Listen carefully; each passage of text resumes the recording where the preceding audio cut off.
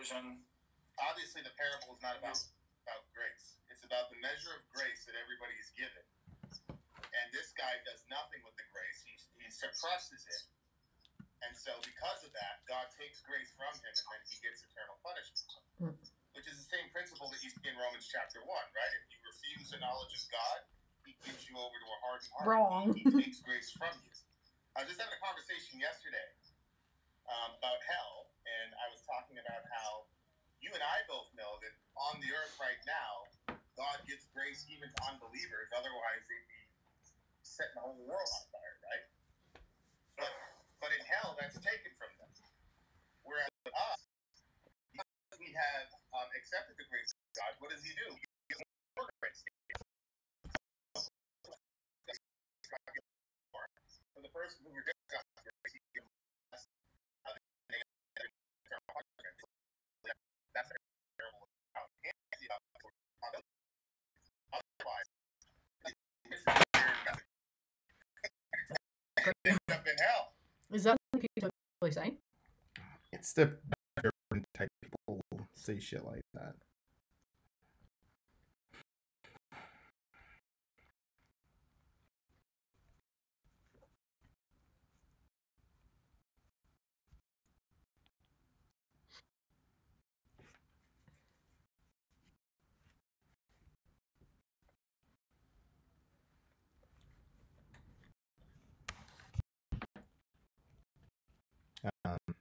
Just say is strong.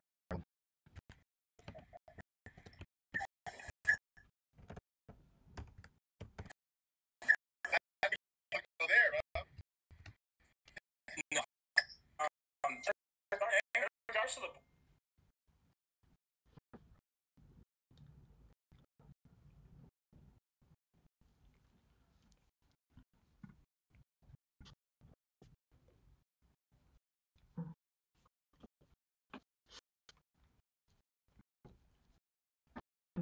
Just, Call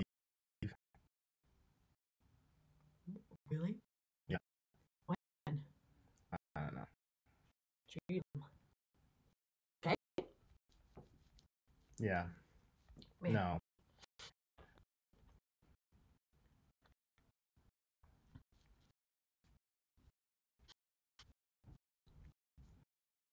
Just trying to Yeah.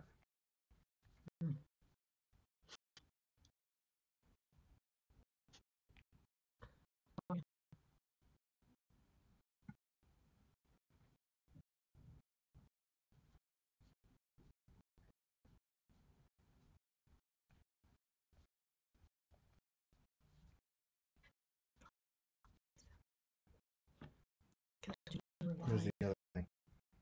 So I don't know. How close is it? In with the same saying in with him. These pants are unbelievably comfortable.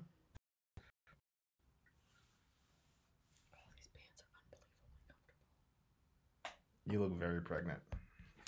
Yeah, and that's what it said on the thing for this week. Yep. Went downstairs and Dorian goes, your belly looks really fat. Dorian, I said, fat's not the word you're supposed to use. Right now Just are living a sub-Old Testament morality. very pregnant. Show me one place It's in the Old funny. Testament where God instructed his people, and I'm not mad at you, I'm mad at us. Show me one place in the Old Testament where God instructs his people to build a wall See, I around changed the the nation bit of rate. Israel so that the sojourner couldn't come in.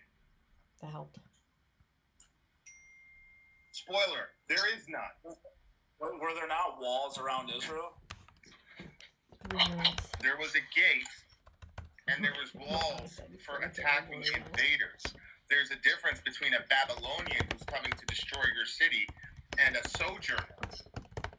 I mean, you just saw that in Leviticus, the sojourner, forget the borders of Israel, the sojourner could go onto your property and take your stuff. And God commanded you to let that happen. But the modern American Christian wants to go in and shoot the guy for stepping on their property. I think that's... Hey, brother. He's like, I think you're exaggerating there. What are you talking about? Robots and hella laggy blurry. Can anybody hear me? Oh, do I have commentary on? Yes, and we don't know where the mic is. Got the mic. And that's the one we picked, too. Got the mic. Know what I mean? Can you hear? Take that, please. Yeah. Is the share successful yet? Hmm? No. Sori, you look so cute. Lies. Lies. 1 minute. 1 minute. We can hear you between lag gaps. How dare you? Is it on? Yeah. Is this thing on? People can hear. Okay, good. Oops. What did you do? You broke my machine? Hmm? Right there. Is it that? Ah!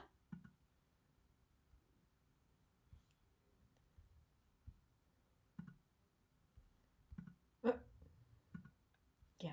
I swear. Lamb sauce. Am I early? No, you're not early. You're right on time. Chris Culp. What's good, Chris Culp? What's good, BM fan? What's up, fools? Oh, it's Metal. This is the other guy that hates me. He was so angry during the abortion debate. He was so mad. Why?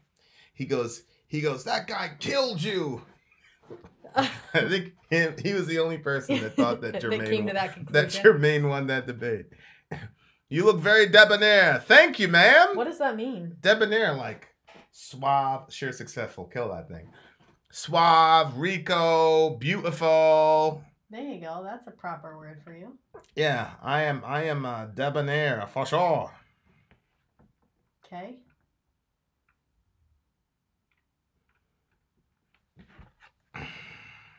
Okay. Wi-Fi is shut off. Zonia. Then I just got done telling everyone you were lying to us.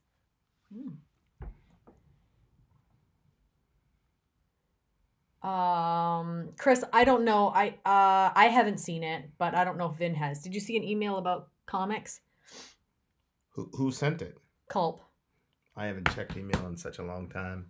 No. Sonia, I'm feeling better. I had like 3 days of feeling like nobody horrible. cares how I feel. I feel terrible. I have a headache. I have a headache here and a headache there.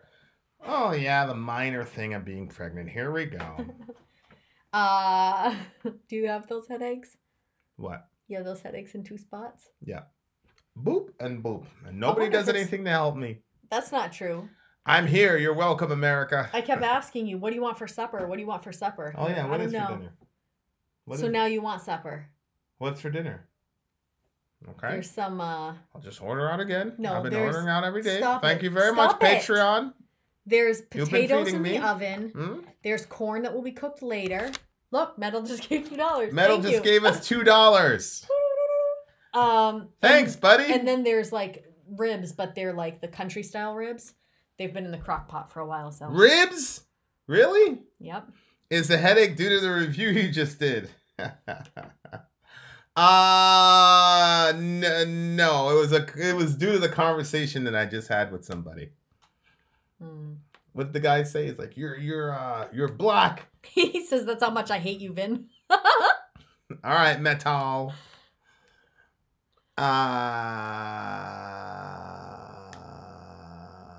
Oh, he's coming on the 27th. Who?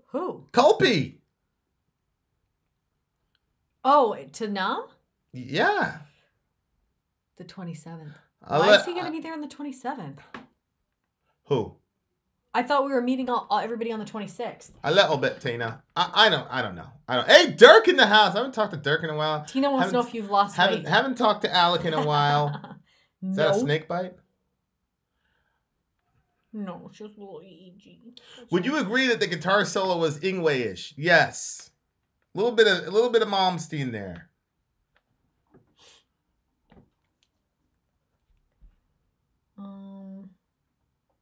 Talking about food or the idiot in chief? We're talking about the commander in chief. Hey, you can't say he's an idiot if he got elected as president of the United States of America. Yeah, we're doing Saturday, Chris. So he said, okay, the 26th then. Yeah, we're gonna do it. We're gonna meet on Saturday because more people can meet then. We just haven't like definitively said where or what time. Saw an interesting article I think you'd find interesting from the AP Avian about masculinity ideology. Yeah, I would really, I'd really appreciate that. Fireside in the house. Death fan. Jan, how do you really say it? You gotta write that out phonetically. Hey, is Jan in the house? Where is he? He's right here. T-Was! He's like, what? Are you supposed to say Nam? What? I don't know. I don't know how to say it. I'm making twice baked potatoes. Yeah, not for him. disgusting. He doesn't like those. Well, honestly, he won't give it a try. Okay. He won't give it a try because as soon as he knew that there was sour cream in there, he was done. But he would like them if he tried them. No, I wouldn't. He would. Go read your Bible and find where you see Jesus, what do you call it? Eating that filth. Babe, if you didn't grow up on porridge, you wouldn't touch it. What are you talking about? I wouldn't touch. What the hell are you talking about? All lumpy and creamy. Who told you that? I'm telling you. Anyway, I was about to read somebody something and then I forgot what it was. Ready? Happy birthday to you. Happy birthday to you. Happy birthday, dear Zonia. Happy birthday to you.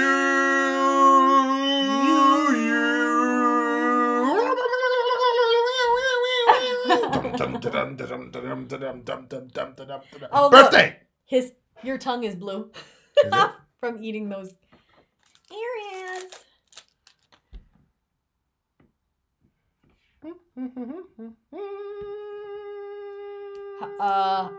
I didn't even know it was Zonia's birthday.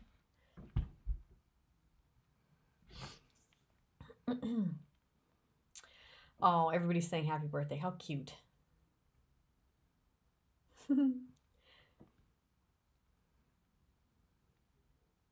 Seriously, red ears. Yeah, I know. Sorry. We do the best we can. Red ears? Thanks, guys. R.I.P. Zonia's ears.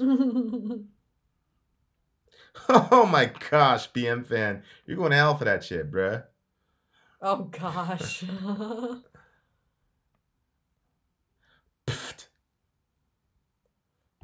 Yeah, see, people don't pay attention. If you pay attention on Facebook, like I do, as soon as I wake up, phone. I know. Facebook, how's everybody doing? I'm like, oh.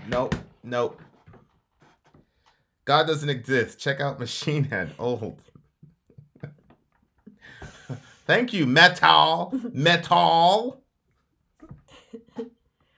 Oh, it's me tall. Are you short or are you tall? He's tall. Well, I don't have Facebook, Vin. You know this. Howdy, folks. Gotta go. Okay, Overshadow Sean. You terrible human being. My heart entropy. Why? Guys, look how big my belly's getting. Fatty fat. Email it to me, BM fan. Yep, you were right. He says he's tall. Finn, we're in Discord. It's way better than Facebook, except when it comes to birthday reminders. I guess that's Facebook's one saving grace. Metal was coming at me in the comments. I think you were both coming at each other in the comments, to be honest with you. Hey, here's Ian. Hey, Vin, if I understood you correctly, then I think I might have the perfect metaphor for the Trinity. Well, then you didn't understand me. But if I'm wrong, my metaphor is flawed, so I'll run it past you at some point. Okay, good. In our next little chattersation, lay it on me. Do not, Vin. Don't what? I don't know. I don't know what Gen G is telling me not to do. Look, Pink Floyd has a song called Embryo. Probably something like Breathe or something like that. Do they believe that it's a child or a blob? A blob? A blastocyst? How is Orion? Orion's good. I just think we're working on the middle name now. Yep. No, Damon. Can you feel the baby windmilling? Oh, it's because you said I was fat. Oh. In his culture, that's like a compliment. It's the weirdest thing, but it is. Did those Israeli guys ever understand the Trinity? Well, they define it very well. I tried to get them to do an actual moderated debate, where it wouldn't be everybody talking at once, so that you could get a clear understanding of people's position. And they're not. They then promptly went and told their people that they're not going to do debates for a while. Yeah. So. That's suspicious.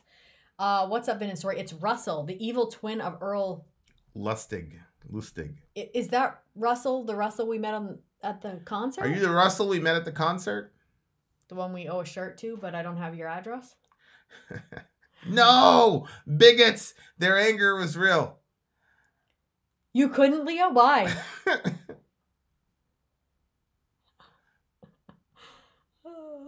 The anger was real. Well, Obama shut down the government over Obamacare. And Obamacare was a lot less expensive, a lot more expensive than the wall. I just think that Democrats just need to let this go. I feel like just give the man his wall. Let him have it. Man his wall. Russell, email me, vinandsori@gmail.com. Your size and your address. You better be the right Russell, though. I watched and left a very lengthy comment.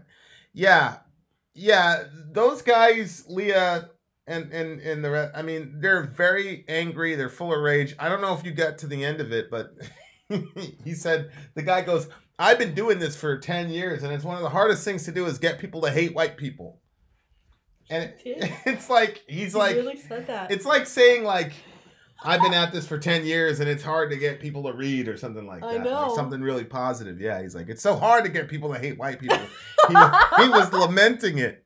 So I'm like, what? We're not disagreeable? Yeah, disagreeable. Hard to live with in peace? And disagreeable to live with in peace. But yeah. Third row up behemoth. Hey, Mr. Lustig. Aww. That's my guy. Huh?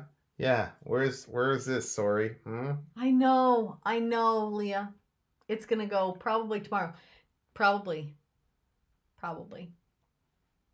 That's my plan. You know what? I could do it right now. That's what I'll do. I'll set it up. That sets a terrible precedent that the president can do things against the will of the people. Okay, it's the right Russell. Yep. One of the two. Midnight Rambler. Russell, send me an email right now. I'm not sure. And I'll set up your shirt too. I'm not sure that the wall is against the will of the people. Secondly, we've already passed that precedent. If you're worried about people doing things against the will of the people, Obama did a whole bunch of executive orders that he didn't consult any of us. He just exercised his executive powers. So here's Zonia. I find it I was immediately filled with self-loathing upon viewing that. Yeah, I'm really trying to get like an actual moderated debate where you really have to just shut up and let the other person, like what happened with Jermaine and the abortion debate. I think it'd be very helpful, but I don't think that they want to actually engage in one of those because their whole thing is that, they show the people that follow them, and this is they're kind of a cult, and I hate to say it, but the people that follow them really believe that they just know so much more than everybody else. And so like some of them have like circled back and they were shocked that I held my own against the genius of the Israelites. Yep. So I think that they understand that if it was an actual moderated debate where you could interrupt the other person and then you had to stay in certain subjects, that they'd have it would probably not end up the way they want it to. Right. So, but good for them. Obama was bad, so Trump can be bad too. I just think that when Obama was bad, it had a lot more existential consequences than when Trump is bad. Obama he targeted and assassinated American citizens. Anwar al-Awlaki and his son. Gosh, you put his address right there. Who? Russell, you should have emailed it. it's like right there for everybody. Didn't we already give him a shirt at the concert? No, because I didn't have his size, so I told him I would send him one. Oh, wow. Yeah. Oh, wow. That shit happened like 2 months ago. I know, but I told him to email me, and I never got the email. How do I get back? Baby brain. No, it's not baby brain. I never stopped thinking about that one, actually. To be honest with you. Okay. Where are our friends? Where did they go? I don't know. I'm trying to bring it back. Did you use Safari? Take your 3 fingers and push it upwards. There you go. Now go to Safari. Oh my God. Okay. Well, I just wanted to see if that would work. Don't touch the computer. I had to try to see if it would work. God almighty. We are screwed. Oh, okay. I'm going to get... Oh, that's right. Okay. I need you... Hey, back up. I need to get a marker in here. Hold on. M-Death Fan. I need you to source me that number. 65,000 Americans killed by illegal immigrants in the U.S. since 9/11. Okay, I need to see that. 9/11, 9/11, 1948 or 9/11, 2001. And if you say 2001, then I want to see this documentation, Baby, sir. back up so I can What? get this. What do you want? I'm getting the marker and I'm setting up those shirts right now. Make all the faces you want. I didn't say a word. But I'm doing what I want to do. You can still talk to the people. You know what? Can't you just do that on the other computer, babe? I still need a marker. Why? How am I going to write their thing on? Isn't that all in Excel? No. You can't Excel on the front of the package. I have no idea what you're talking about right now. That's okay. You'll see soon enough. I hope I don't. I hope I don't see. What is wrong with you? What is Zakalach here? Ya Ibn Azrafel.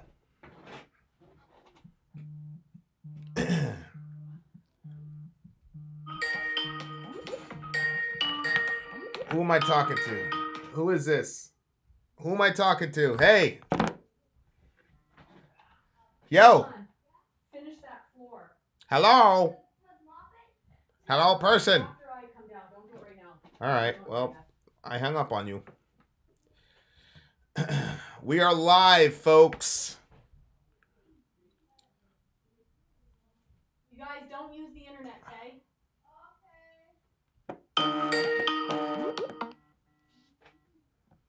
Hello.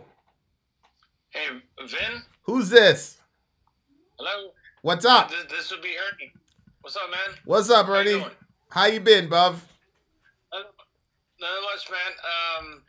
Man, a lot of this political talk, man, it's like, is there any president in history that you think was not like a false, like a puppet, in other words, like a lot of presidents, obviously there's a lot of secret wars going on and stuff like that, but like, is there any president that you think in history that was like legit? Would it be like Lincoln or something, or what? Well, if you mean if there was a president that wasn't influenced by other interests, then probably not. When you use the word puppet, that's a strong word. I just got done watching that movie Vice, which was about Dick Cheney and President Bush. Yeah, I gotta check that out. I heard good things about that movie. Yeah. Okay. So from that perspective, I could definitely say that Cheney was basically running a shadow government for sure. For sure. Okay. But I mean, because it's like how people like praise like Obama and like all this stuff like that. It just like kind of like. I don't know. I'm like face palm moment. Like I'm like surprised that like, dude, like you understand that he's in front of like the podium, but meanwhile he's like the people are providing like pay money for wars and guns and oil and all this kind of all this kind of like blood money. I guess that's the best way to put it. I'm not sure, but no, I'm with you 100%. I'm with you 100%. Obama was not, the shining beacon of hope that these people are talking about at all. I mean, he did some pretty terrible, scary, terrifying stuff. Yeah, and they were just trying to like the media, mainstream media, which obviously like MSNBC and like CNN, isn't it? Correct me if I'm wrong, but aren't both those owned by obviously run by the government, or am I wrong there? Well, MSNBC is not run by the government. So okay, well, because I thought like it's like like one. Like I don't know, like Bill O'Reilly would have his blue, like the blue and then talk stuff about like Republicans, and then it's kind of like I don't know, it just seems very influenced by the government to me. I could be wrong. No, I mean I think you're right. I think we all know that CNN and MSNBC are influenced by one side of the government, and then that Fox News is influenced by another side of the government. We know that. Yeah. It's a fact. Yeah. I forgot who he was, but there was a guy, I'm sorry to interrupt, there's a guy from Fox News that left Fox News to be George Bush's press secretary. It's like, you were obviously influenced by the Republicans, obviously. Yeah, let's not talk about that donkey, dude. Like George Bush is as the worst. I mean, there's bands that like obviously OTEP, has a huge hatred for Bush. Like Corey Taylor too from Stone. I don't know if you heard this song with Stone Sour. Like I forgot what the song is called, but like Corey Taylor has been very vocal about his hatred of George Bush. Yeah. So yeah. I mean, he was the worst, and then now we have the big homie Donald Trump, the leader of the free world. I was like, wow. It's like, come on. It's like, we've got to be living in a simulation, man. We've got to be living in a simulation, because it's like, yeah. How in the hell did this guy get elected? I mean, but then you had Hillary. I mean, Hillary was worse than Trump, in my opinion. So. Yeah, they both had their little, like, yeah. I mean, I don't know. I mean. Have you heard, like, The Rock, Dwayne Johnson is going to probably run for president? Of course. Yeah. Him and Oprah. Why not? What the hell? Well, at this point, yeah, it's like what? Like Ronald McDonald, like. Yeah, me. Put me in there. Hey, just waive the fact that I wasn't born in America. Look, I've had things waived before because I wasn't born in America. When America wants you to go out and do some dirt, they'll waive some restrictions on you. But yeah, they should make me vote for Vin. You guys, you'll be taxed 99%, but nobody will be poor. Yeah, well, because like I watch your reaction videos, like music, and dude, straight up, dude, like shout out to you, man. It's like the way you especially analyze like Danny Filth's lyrics is like, whoa, dude. It's like my bucket list would be to see him recording vocals in the studio. That would be my like my dream to just watch or even like talk to him, like, cause like that dude is like. He's so intelligent, much like Marilyn Manson, but Marilyn Manson is a different kind of, that's a different dichotomy. But yeah, Danny Filth is on a whole different level lyrically. He's insane. I love him. Can't wait to meet him. I know. I mean, are you gonna? Because I know the touring. Are you gonna go to the show? Yeah, they've got a show in Boston. So. Yeah, and yeah. I'm gonna try and catch them. Also, I was gonna say, I've been requesting. I've been on Patreon. I've been on thevinandsori.com, but for Wednesday 13, the Pray For Me song. I don't know. Oh, is that you? I'm trying to get that. Yes, that's me. Okay. We've got to do Wednesday 13 in the next 7 days, babe. Okay, yeah, I don't know, because the live video is awesome, but I don't know if necessarily the audio quality is up to par, because I remember I can't forget what band you did, but I remember you did like a live video, and then you said, "Wait, I can't give this." I think it was Trivium. And you said, "I can't give this an appropriate like review." So you guys went back and listened to the studio version. and then you had a better interpretation of it. Okay. So I mean, just check out the live video, and then if that's not up to par, then just do the live the studio version. All right, man. I appreciate you calling in, my brother. I know, dude. All right, you and Sori, peace and love, and you guys take care. Much love to you. Thank you. Bye. All right, peace. Hey, Russell, if you're still here, I don't know what name I'm supposed to put on this, so you gotta let me know. Yeah, Russell's the one that's supposed to get this, but there's two names, so I was a state delegate for Burning, and I still voted for Hillary in the general. Yeah, Ray, I think Hillary was very hawkish on foreign policy, and I firmly believe that if Hillary got elected, we would be in a serious conflict militarily with Russia. I think we would win, but I don't think that's a good idea.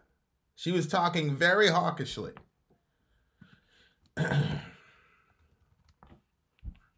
Basically stated the role of the walls to deter, detect, document, and deny, delay any intrusion of our border. Ian, can you send me an email, vinandsori@gmail.com? Because I have to break down your address, and anytime something's overseas, it gets super confusing. So I need to know... Becky's overseas? I said Ian. Did I say Becky? I mean Ian. So I need to know, like, what is... Just, like, write address and then put the address. I need to know your city. What's the city? State, province, postal code, country. I need all those informations, but, like, put it in their own little thing so I can see definitively what they are, so it definitely gets to. I think Beto O'Rourke, Steven. Okay, who am I talking to? This is Midnight. You can call me Jason. Either one works. Wait, what was your name again?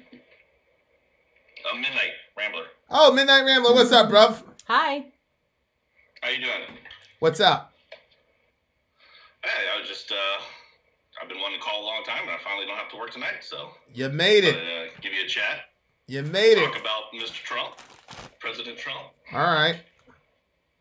Talk to me. Well, what's your thoughts? Okay, so... I feel like you like to do a lot of whataboutism, but I don't think that's totally unfair. Do me a favor. But, I've been hearing this a lot. What is whataboutism? It's when you take somebody else and say, hey, they did bad stuff too, and then you try to make it like, oh, that makes it okay. I see. Okay, go ahead. Like, Trump did something bad, we say, oh, what about Obama did this? Which sometimes it's fair, sometimes maybe it's not as fair. Okay. Do you think that sometimes calling out hypocrisy can be construed as whataboutism? I would say definitely that's possible. Like, for example, if I show a video where Obama talks about how badly we need to secure the borders and how he deported millions of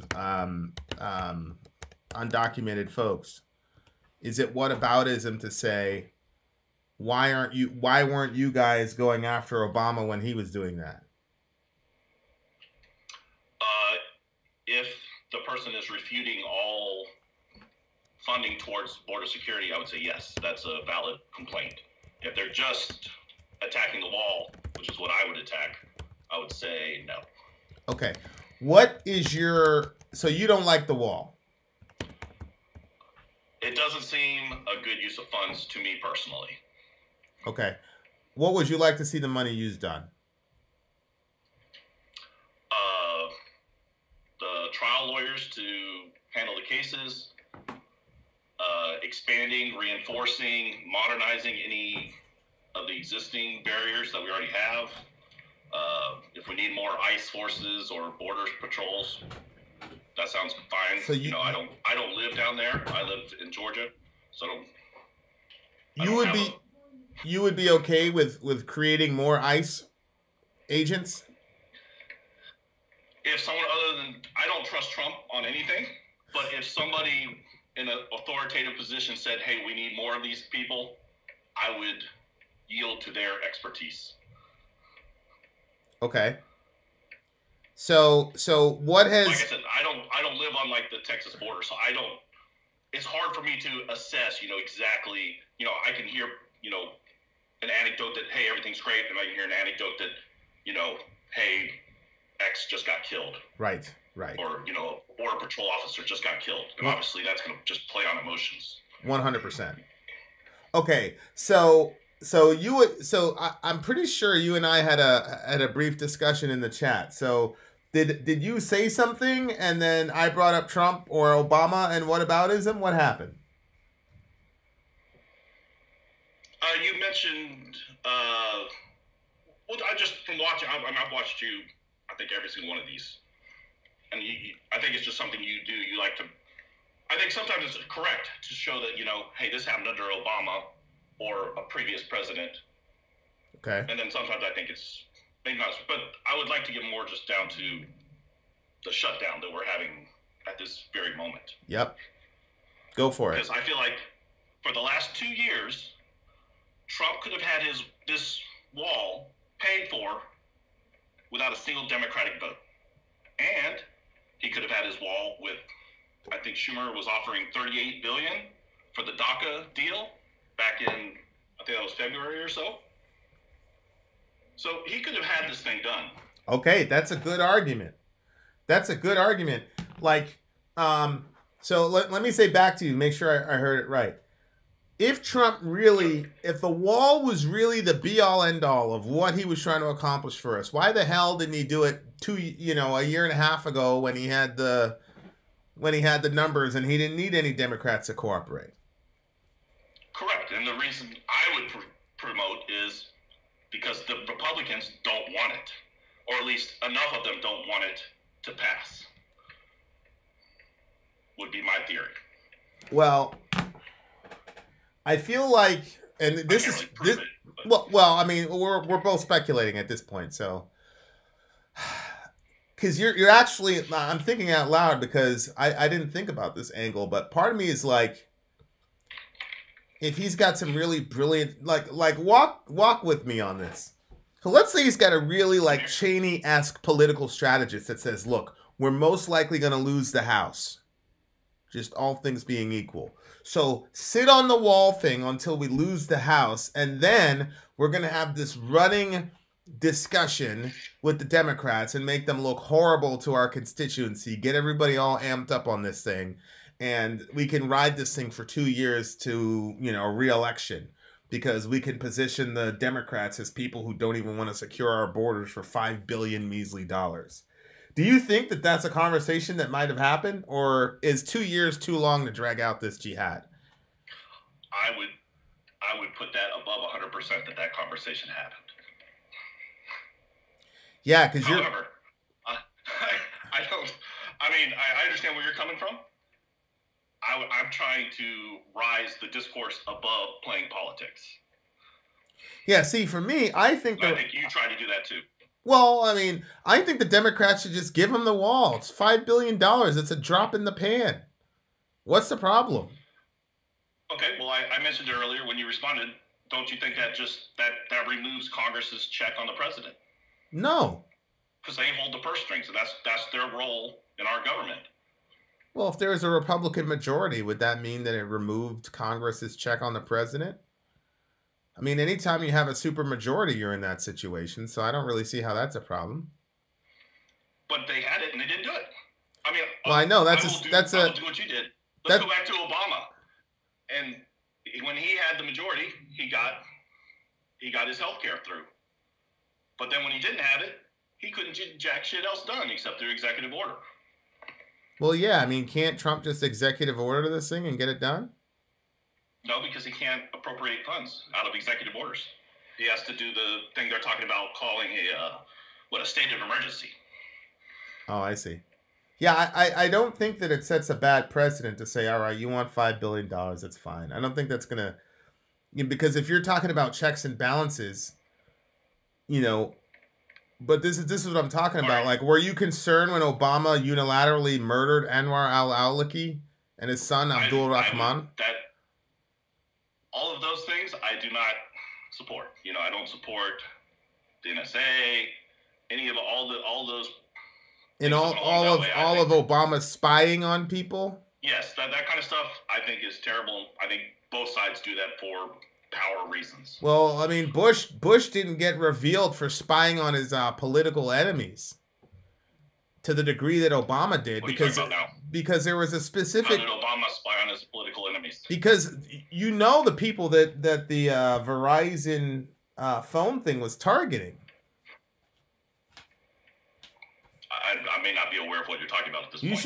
You should look into that. A lot of it was right-leaning folks who were part of right-leaning institutions. Oh, you're talking about when the IRS? Yeah, man. The conservative groups? Yeah. Okay, I'm aware of that. Yeah, I mean, he's tyrannical as hell, bro. So if you say, hey, this sets a dangerous precedent, I'm like, okay, on the one side of the scale, I have a guy who a lot of Americans want this wall, bro.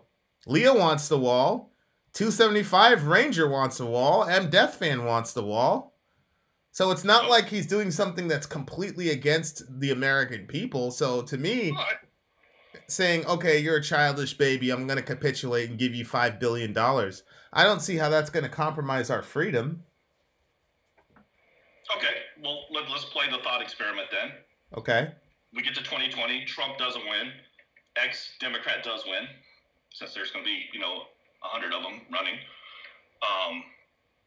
And they want to use this same tactic and we'll pick your pet little thing, and they want to give $5 billion to Planned Parenthood. Okay. Well, I mean, if you're in the minority, are you cool with that? Do you think that that's an analogy? Because what I'm saying is we're killing human beings en masse. Are you saying that if we are you saying that you're against building the wall because it's going to necessarily result in the death of innocent human beings? No, I was just picking something that I know you hold dear to your heart. Well, I mean, I wasn't trying to equate a wall to how you perceive Planned Parenthood. No, I know where you're going. I mean, the whole crux of my argument is that, in my opinion, tell me if I'm wrong here, and I've been kind of out of the loop, so I might be completely off base here. But in my opinion, the wall seems to be pretty inconsequential. It just seems to be a moral victory for right-leaning folks, and it doesn't seem to be something that's going to be very efficacious for anyone, but it's more of like symbology. I mean, well, am I wrong on that, or I agree that. No, I think Trump wants something to have some type of legacy or something like that. Well, yeah, I mean, it's more symbolic because he said he was going to, bring the wall, and there's lots of people that really believe that the wall is going to do something to protect us from. Right, but I think I may be speaking more in idealistic terms, and I think you're more grounded in the realistic fact. Right. What I'm saying is, no, go ahead. I interrupted you. Go ahead. No, it's just I feel like I'm gonna whitewash the right wing here in a second. Okay. But I feel like I want to take this over here. So they like to play the card that says, look, government doesn't ever work, but they don't ever hold their side to a higher standard to try to get it to work. That just elect guys that try to crumble it or throw more wrenches in the gears to grind it to a halt. You're talking about the right wing? I mean, just Republicans or right-leaning folks. Oh, I know I'm generalizing, and I'm going to trigger probably half of the chat, but that's fine. Well, no, I think that that's valid. I don't think anybody...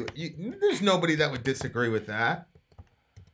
I'm waiting for M Death Fan to respond to that. There will be people that don't disagree with anything. Okay, yeah, I see what you're saying there. To me, both sides are using immigrants, and I mean literal immigrants, the dead bodies of these kids that are dying, the crimes that supposedly 65,000 people have been killed by illegal immigrants since 9/11, which I want the source for that. I just feel like both sides are strategically using these human beings as chess pieces in a political game, and it bothers me. And I just wish somebody would get off of the just refuse to play. So, like, you know, just tell the Democrat, okay, fine, you want $5 billion, take the $5 billion. You know what I mean? Like, somebody's got to get off and stop using. Don't you just think that's encouraging the game to keep going? Well, no, because that takes all of the rhetoric out. Because it's like, okay, we gave you your money for the wall. Because he didn't make a ton of. I disagree. So just go on to his next thing. No, I'll tell you. New target. I'll tell you why. He didn't make a ton of these pronouncements during his election. The wall was a major, major issue. Sure. So, you know, I'd say, okay, fine, you can have the wall. But if he comes up with something else crazy, then you dig in your heels and say, hell no, you can't do that. You didn't say you were going to do that in your election. Just leave it. But the wall thing, I'm like, why are you fighting over this? To me, it just seems like they're fighting over it because it's Trump. I mean, that is definitely a part of the equation. That probably varies depending on the person, you know, and how much vitriol they have towards Trump. However, well, yeah, I see it as a waste. Like, what does it accomplish that isn't accomplished by just reinforcing, modernizing what we already have there? It would. What I'm saying is absolute madness, and I realize it. It is purely metaphorical. That's it. The wall is not doing a damn thing other than a metaphorical message to Trump's people that he won, because this has just become a pissing contest.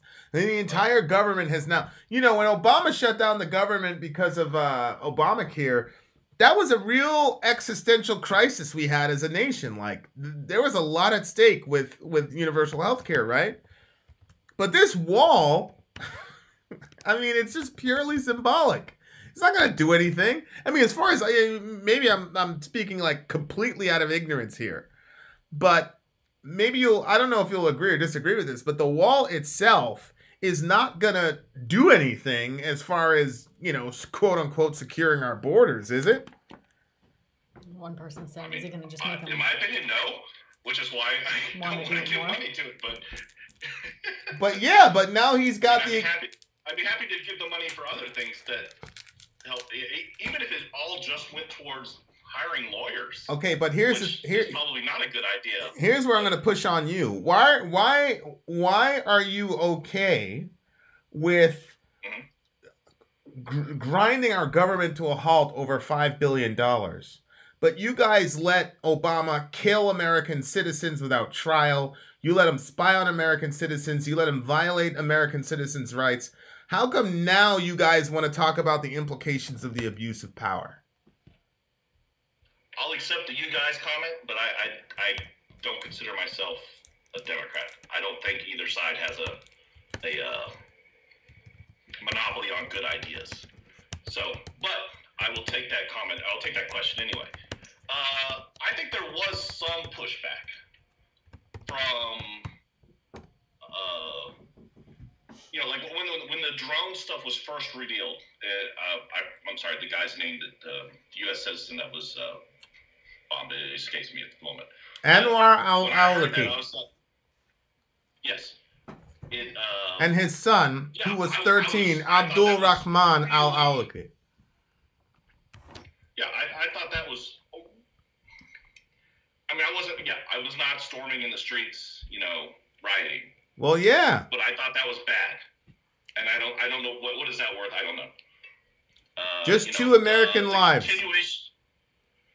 I'm sorry. Just 2 American lives.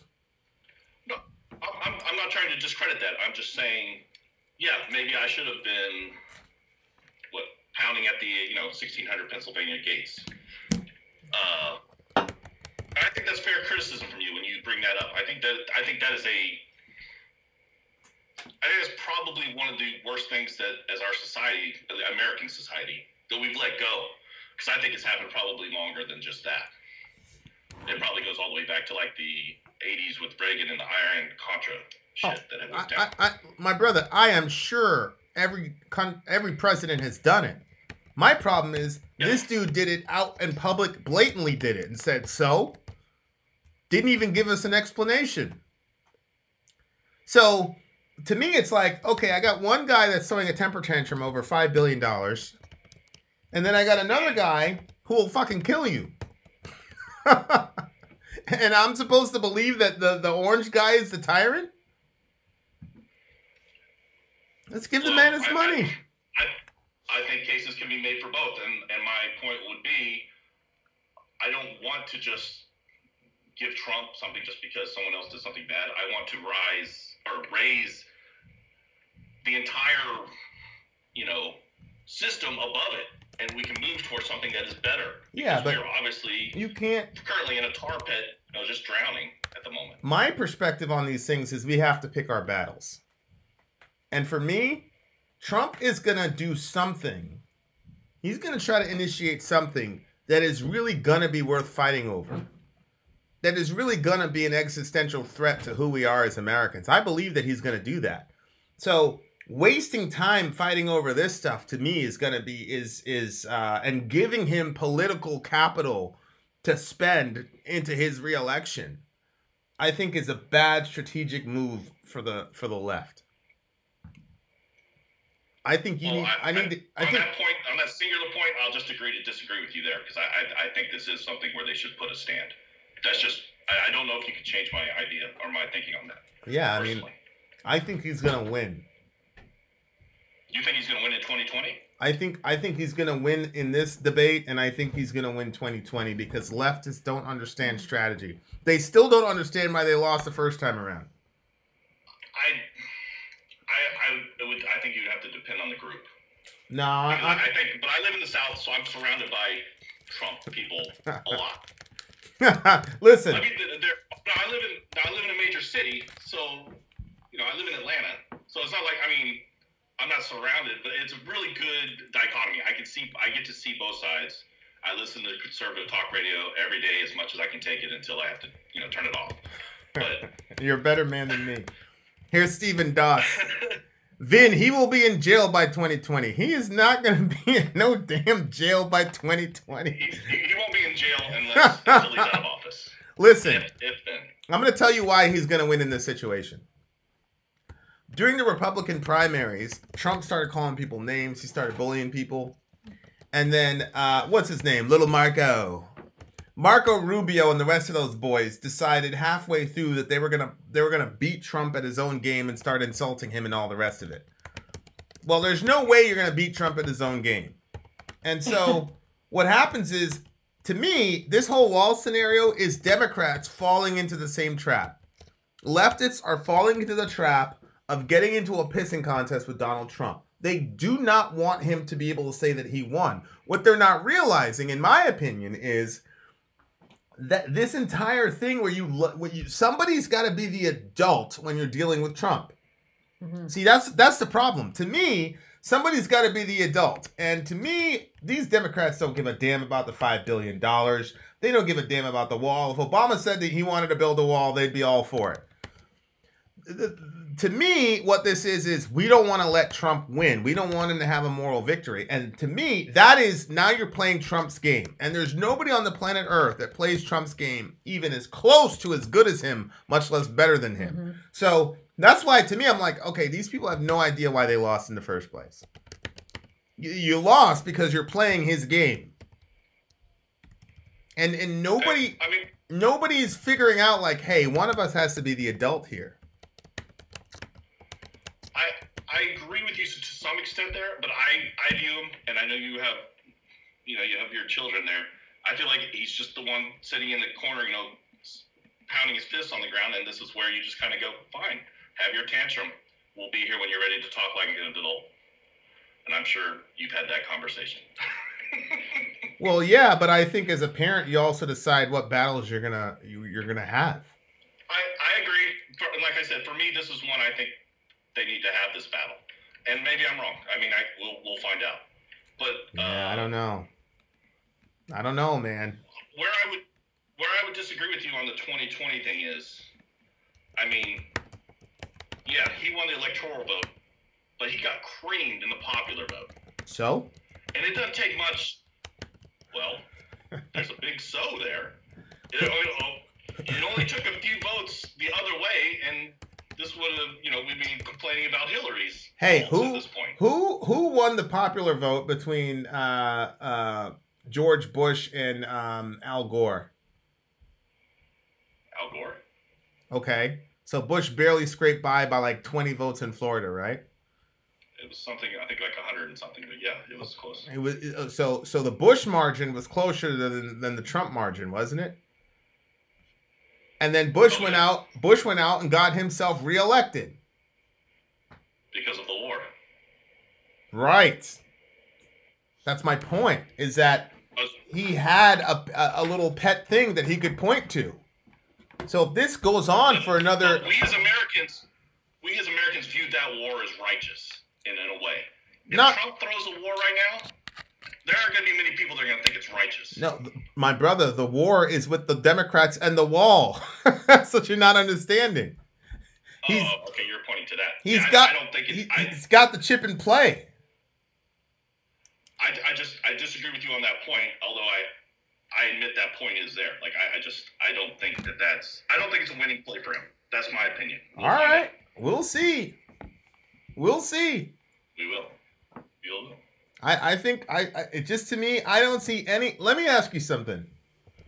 What has the left wing in America done since the election that has shown you that they have an understanding as to why they lost? Which election? His 2016? Yep. Well, I would say the 2018 election showed a lot, but... Whoa. I'm asking you what the Democrats have done that has shown you what, because you do realize that if it wasn't for those two, the bombing and the Jewish shooting, that this stuff would have looked a lot differently as far as what happens with the House. You do realize that. You're talking about the shooting in Pennsylvania and what? Yeah, the guy sending bomb packages to Democrats, followed by the shooting of the Jewish synagogue a week before. You do realize the Republicans were surging because of this whole the Kavanaugh thing. So I wouldn't. I disagree, but that's. I wouldn't. What do you mean the bombing didn't galvanize Democrats? Of course it did. No. You don't think the bombings galvanized Democrats? It's hard for me to take the stance. I mean, I'm sure it did for some, but why do Democrats need galvanizing? They just needed to go out and vote. Because they suck. That's why they lost to Trump the first time. Okay. Well, yeah, because tell me what strategically you have seen from Democrats. Point to something that makes you say this shows that they understand why they lost the first time. I think most of the platforms that they won on in 2018 were very populist ideas. Like what? In most of the places where seats flipped. Like what? Like what? Like trying to raise minimum wage things, income equality things. Hillary wasn't running on any of those. Social. That is a tough one to answer.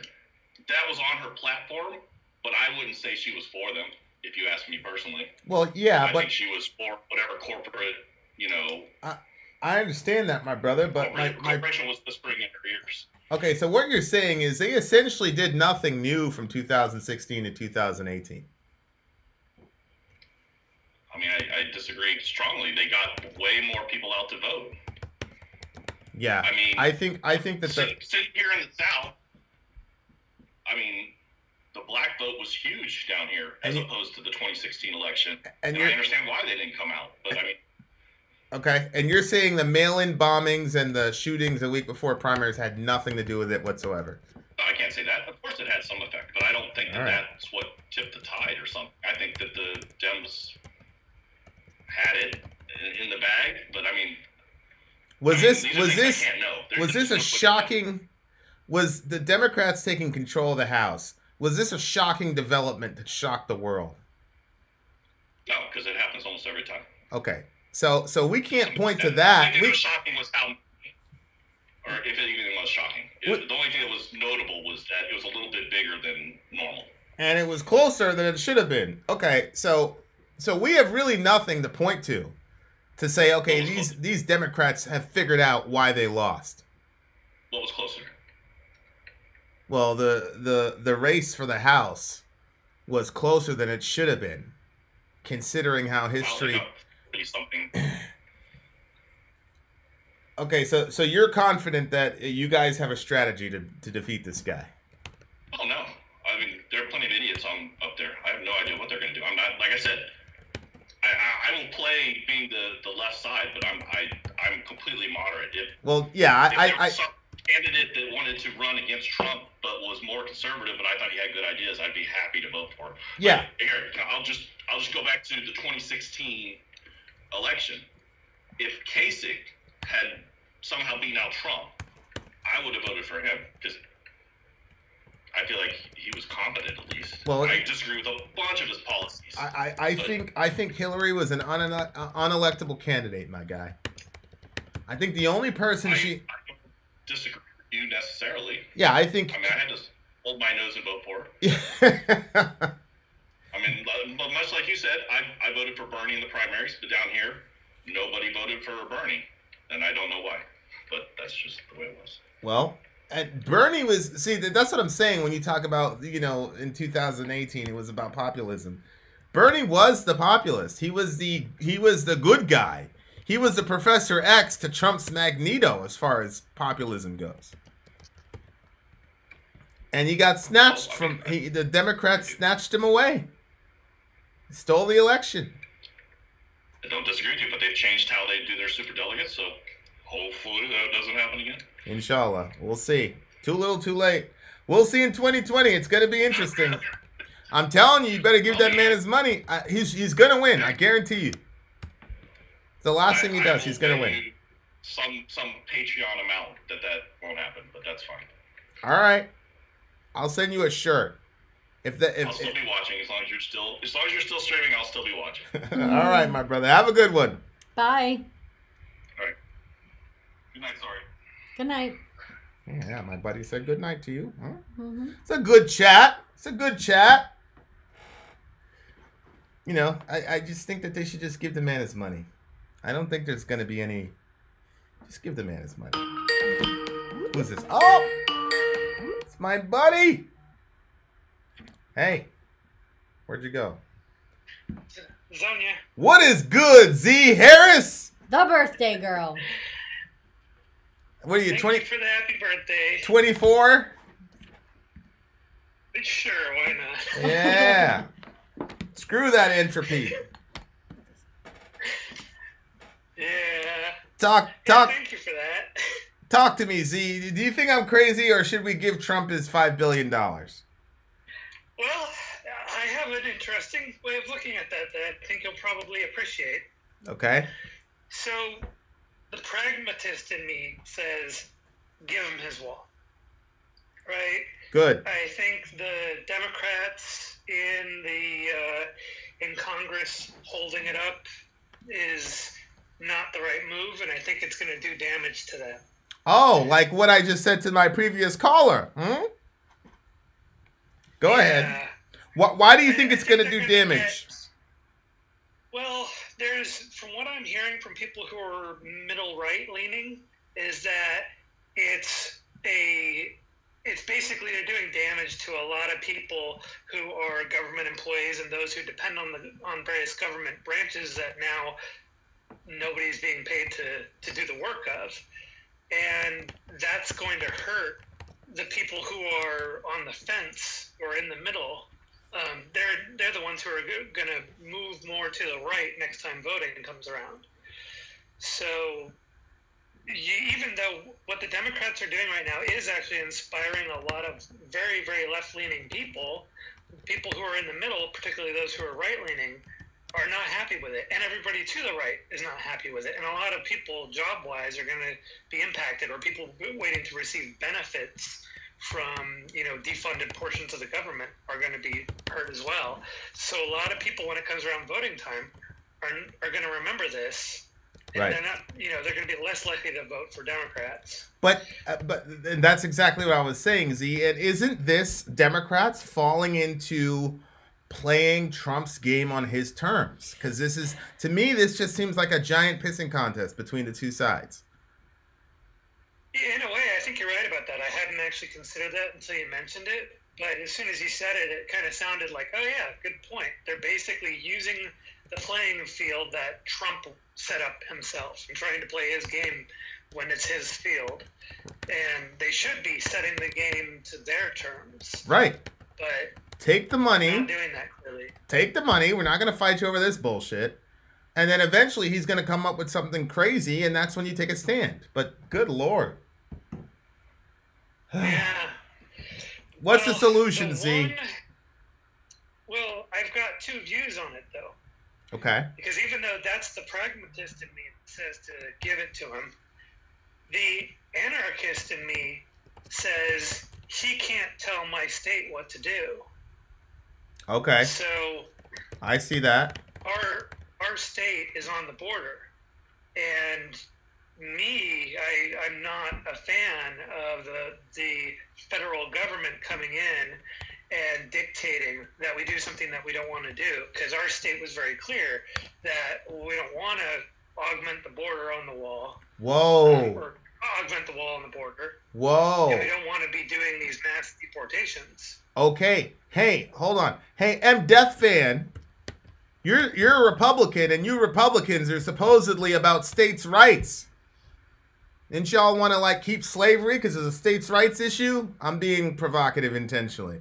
But that is a good point. Isn't this a states' rights issue? Shouldn't the state determine? That's a good point, Z. We clearly said more like 2 years ago almost now that that's not what we're going to do. A, we're not going to do the mass deportations, and we're not going to augment the wall. And so we made our stance, and I'm very much a states' rights person. So when the federal government comes in and says, do something, if we say no, then fuck off. That's a good... Okay, so Heather says government spends $5 billion in 33 hours. I knew it, Heather. I knew that it was like some drop in the bucket thing. This is all metaphorical. But I want a Republican to call up, because Z brought up a point that I'm not... Z, is it just that I'm not watching the news, or are people not even addressing the states' rights angle? No, it's not really being mentioned that much, but TYT mentioned it a few times when they were saying, well, then let Texas, New Mexico... Right. Well, Cat's just knocked something. But they were saying... Jenk was saying, let Texas, New Mexico, and Arizona and California figure it out for themselves. Right, because you know what? That's what I was hearing after the Obergefell decision. Everybody was like, oh, you should have just left it to the states. This is government tyranny. Okay, well then let's keep it consistent and leave the border to the states then. That's a good point. I feel it's a power play from both sides. Yeah, so the way I see it is, if I were one of the Democrats in Congress, I would want to just give it to him in this position. Right. But as a Californian, I say no because my state said no. So right. So let me ask you a question though about this backfiring thing. So what you're saying is all the people that are, centrist or center middle who could be swayed by a reasonable presentation of policy from the left.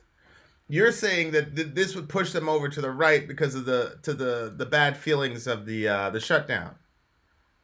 Yep. Here's my question though: wouldn't you blame Trump if you were one of those people because he's the one that shut the government down? Why would you blame the Democrats? Well, a lot of people are seeing it as the Democrats holding things up. And so even though Trump took credit for the shutdown, it's based on the Democrats putting their backs up. I see. So I know that everybody on the left says it's not the Democrats, it's Trump. He took credit for it before he even did it. Yeah. But right. Everybody else sees it as the Democrats. At least as far as I've seen. Yeah, but this is what I mean by playing on his field. Because there is nobody that can craft a false national narrative better than Donald Trump and his team. I mean, he's miles ahead. It's kind of, the analogy is kind of sloppy, but ISIS, one of the reasons that they were so successful, I actually read an agency brief on this, was because of how they used social media. ISIS was so good at using social media and manipulating it to drive narratives that they were light years ahead of our psychological operations groups. We got better at it, obviously. I mean, you don't see every 2 seconds an ISIS video popping up or whatever like before. But so Trump operates that way with social media. There is nobody. It doesn't even matter if you hate his guts. If you're CNN and Trump puts out a tweet, you're talking about it. So now he's positioned this entire situation as you're right that it's the Democrats' fault. That's true. Wow. So it's not working in their favor. Now, obviously, between when the government is funded again and, the next elections, a lot could happen. Maybe this will be a wash, or, maybe it'll just get absorbed into the background of noise from all the other things that happen between now and then. So it could be that the Republicans and Trump shoot themselves in the foot. So I don't know. Well, I mean, I guess we'll see what happens. All of us are watching RBG, right? She missed the oral argument last week. Yep. So that's really huge on the horizon. So yeah, there's a lot between now and then. And to me, it's like, all right, I'm going to make a statement, Z. I feel like the Democratic Party or the left wing, whatever you want to call them, I feel like they still haven't grasped why they lost. Yeah, I don't think so either. However, that's one point I disagreed with on when you were talking to the previous guy. The Democrats, about 10 of the Democrats that did win seats, they were basically your non-corporate, very grassroots Democrats that were against the grain of the establishment. So that says something. Most of the Democrats that lost were Democrats that were more corporate establishment Democrats, and the ones that weren't were against the grain and were actually had very aggressive campaigns against them during their primaries from their own party. Who are you talking about? So we had Ocasio-Cortez. We had 8 women who were who won House seats, and all of them were non-establishment candidates that had aggressive opponents during their primary that were also Democrats. Yeah, Ocasio-Cortez. That's a change. I mean, the party, I don't think, has figured it out, but I think a lot of people within the party that are grassroots candidates trying to start a new movement that's not built by money from the DCCC are starting to create a movement, and we saw those people win this time around. We saw a bunch of them lose too, but we saw some win, so that's a good thing. I think next time around there's going to be even more. Okay, so you're saying, so when I say the Democrats haven't demonstrated that they figured out why they lost, those are the institutional Democrats. The institution itself has Pelosi and Schumer, right? Yeah. But the Mavericks or the progressives, the TYT people, they figured it out. Yeah, and so I think there's going to be a lot more of them, and what's going to happen is basically Pelosi, who's at the top of the party on the DCCC, she's going to have no choice but to start embracing this change, and that's going to create the, over time, development that gets the establishment Democrats out and starts bringing in this new generation of progressive or against the grain Democrat that isn't just being bought and paid for by corporations. Yeah, I think you're right. That's what I think the direction is, and I think Nancy Pelosi will never learn. I don't think she's capable of learning. She's a billionaire who lives in one of the most expensive homes in San Francisco. So there's not really a chance for someone like that. She's constructed a life where she has isolated herself from the real world, and her only view of the world is within her cohort of very wealthy, establishment people. And she was just doing a town hall, and a black girl came up and asked a question and said, "Do you support Black Lives Matter?" She completely failed the answer of that one. She sounded like a Republican. Just bombed it. And after tossing a Trump-grade word salad out there, the whole audience was just left staring at her as a girl who had asked the question in the first place, looked completely disappointed, and the rest of us knew that she basically didn't answer the question, so the answer is no. Well, she's racist. I mean, come on. This is like Hillary. All the silly black folk were running around saying that Hillary was a champion of the Negro. Shut up. Okay. Oh God. I mean, God bless her. I mean, she's one of the people who backed some of the most aggressive state legislation here in California that targeted African Americans. Obviously. Good Lord. Black people are so silly. I could say it, Z. You can't say it. Okay, so... So she'll never learn, but she has no choice but to be taken over by this movement. Right. Okay, so it's your birthday today, Z. So, I'm going to give you a present. Do you know what your present is? I don't know. A shirt? No. Nothing as corny as a shirt. The next Underground song will be determined by you. Ooh. All right. So you determine the next Underground song, Z. And two, you don't have to tell me now. And two, tell me something you've learned, some of the wisdom that you've gotten.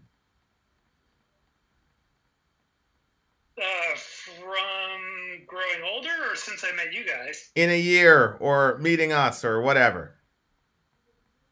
In a year? It's been a lot.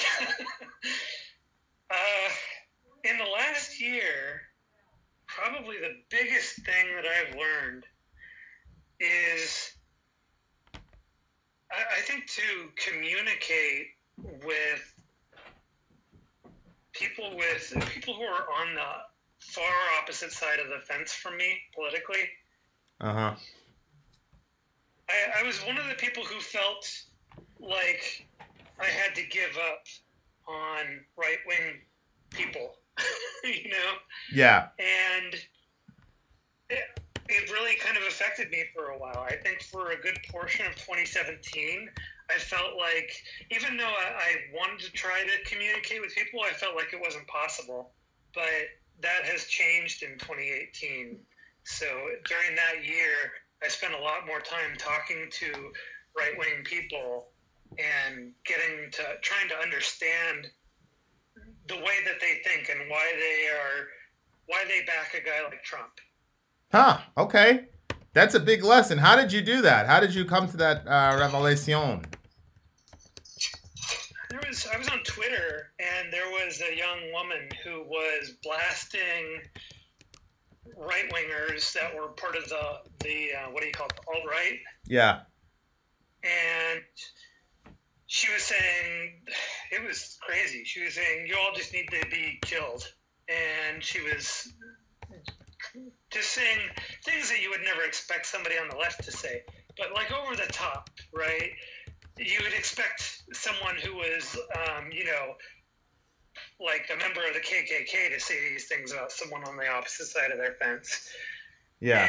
And it was really bad. And so I called her out on it, and I said, hey, a lot of these guys are lost, and they don't, these alt-right guys, because it was after all the Charlottesville stuff, and and I was saying something like, "Hey, you got to learn how to understand the problems that they've probably had to deal with, and they probably don't have a really clear idea of what has caused their problems." Someone gave them an easy answer that was sort of an outlet for their anger and frustration, and they jumped on it, and it was a persuasive argument. Yeah. So you need to be able to understand that when people are frustrated and down and out, and they feel like their lives have just never amounted to anything, they're an easy target for manipulation and for focusing their anger on the wrong, people. And so, and she just couldn't understand that, and was saying, well, if you're willing to agree with them, then you're just as bad as they are. Yeah. And that kind of woke me up. And that was I think that was at like the end of 2017 when that happened. And throughout 2018, I spent a lot more of my time consciously like questioning my own bias against people on the right, and going out of my way to reach out and talk to them and ask them questions and have a better understanding. Because like, if I'm trying to tell her that, well, I should be doing the same thing, right? Otherwise, I'm just a hypocrite. Right. And hypocrisy is only reserved for Christians, so you couldn't be a hypocrite. All right. Most heavy metal songs, yes. We love you, Z. We really do. You've added a lot of richness to our community. You know you have. You've brought a lot of balance and stasis and just goodness. And Z gets on, I feel calm. Yeah. Yeah, a lot of people, blah, blah, blah, blah, and I'm like, fine! Oh, and then Z comes on, I was like, well, why did I shoot that guy? I shouldn't have shot that guy. Why did I shoot that guy? That's how I feel. Z gets on, I feel calm and shit. So, much love. Virtual hug, Z.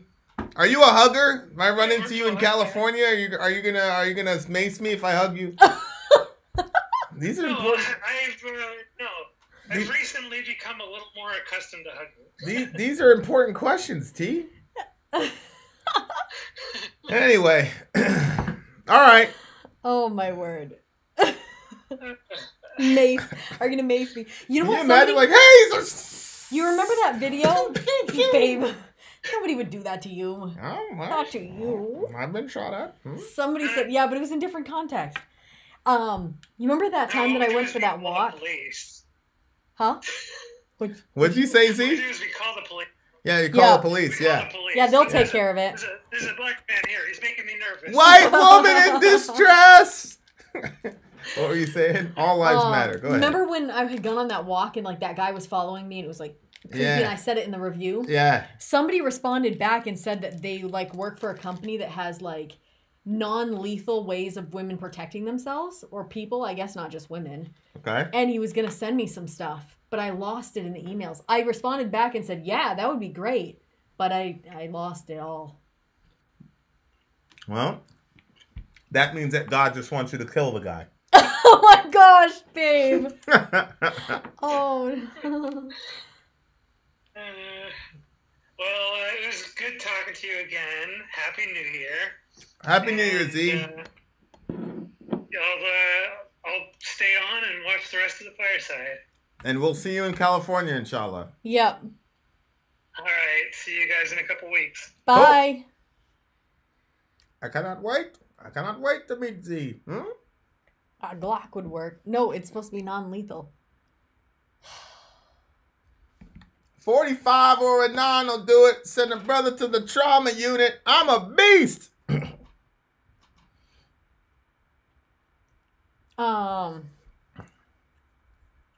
If you ever tried to hug me, Vin, I'd bear hug, pick you up, and spin. All right, Teed. I'll see you in California. Yama's gonna be sick. Yeah. I gotta go check the food again. What's for dinner again? Corn on the cob. Twice baked potatoes for me, just regular baked potato for you. Nathan of Washington is gonna call in. Yeah, I know. Mark, that's all I need. BJJ and I'm gonna be good. Yep. I don't even need anything. That's right. Brazilian Jiu-Jitsu. That's all you need. Leah didn't have to use her AK. Today was a good day. I'm actually going to do a remix to that song. Because that beat is like one of the best beats of all time. Today Was a Good Day Mm-hmm. by Ice Cube. Mm-hmm. Oh my gosh, it's such a good beat. So many memories. Eat the potato, Vin. He's just going to have his with a lot of butter. Somebody was telling me, I can't remember who it was. If it might have been Nero. I'm not sure. Told me to tell you to lay off the Pepsi because you're going to get diabetes. So he said that I should stop you from drinking so much Pepsi. You only live. Like, he you is only a live. grown man. You only live once. And there's no way to stop him. I don't die. Believe me. You can be alive and have complications. So you know what I did? I'm waiting. I'm waiting for Nathan of Washington to call me. So I let you know how you bought that coconut? Yeah. That we were gonna enjoy. Yeah. Well, it turns Why do I out, get the feeling I'm not gonna be able to enjoy it? You're not. It turns out it was supposed to be refrigerated the entire time. Subhanallah. So you weren't gonna take that, right? If it's not been refrigerated. I've just given up on Anyway, happiness. the kids said, I'm not meant to be "Can happy." we try it?" And I said, "It's gonna taste gross. Just smell it. It's gonna be gross because it wasn't refrigerated." And so, anyway, I told them to be careful. You know, to look online to see how to open it up, and then whatever. And then I'm like, but don't like break anything or whatever. Anyway, I went down. My Christmas fork is all bent to hell. I'm like, you see this? I would have been better off to say, no, kids, go to bed. Don't have the coconut. My generosity has gotten me another damaged kitchen utensil. One of these days, you know what they say? Fool me once. Shame on you. Fool me twice. Shame on me. Yeah, you've been There fooled is like so much shame 18,000. on me. 18,478 million. What I should do is make the twice baked potatoes and sit down and eat in front of them. 275. Are you all going to ignore Cube's blatant dishonesty? I don't. What do you mean? Like he wasn't thugged out like that? Most of those guys aren't thugged out, man. Hey, who am I talking to? Truly thrice, shame on us all. This is Nathan of Washington. What's up, big guy? What are we talking about? Do you remember Sori? Do you remember Sori's first fireside? No. Her very first one? No, I don't. What happened? Your Life channel. Her first fireside. Oh, mine? Oh, on my hers, channel? hers. In the middle, Vin came back in the middle of the fireside and just took it over completely from Sori. Just took it over completely. You evil tyrant, you. You did, babe. You did take it over. You man. You did it. You tell him. What's up? Well, I actually wanted to call in about why I want the wall. Oh, you want the wall? Yeah, Why? I actually want the wall. Why am I not surprised that you want the wall? Well, tell you what. Why don't you give me an answer to that question, and I'll proceed with what I was going to say. I'm curious to what you think it is. Nathaniel, are you a Christian? No. Okay. All right. Why was there such a hesitation? Yeah, why were you hesitating? Loud and proud. Oh, I was breathing. I was breathing because I tend to use too much air when I speak, so I was breathing a little because I have a very breathy timbre when I speak. Okay. All right. So tell me why you want. Just taking a breath. Tell me why you want the wall. Well, it really has to do with the fact that, if you ask me to prove anything, I got the stuff I need. I got my web browser is completely full of shit that I've assembled during the fireside. That doesn't surprise me that your web browser is full of shit. Go ahead. Yeah, it's full of stuff I need for the conversation. Okay, good. I say shit to me stuff a lot, so it's just, yeah. Under Obama, apparently his weak-ass border policy made sex and drug trafficking a hell of a lot easier.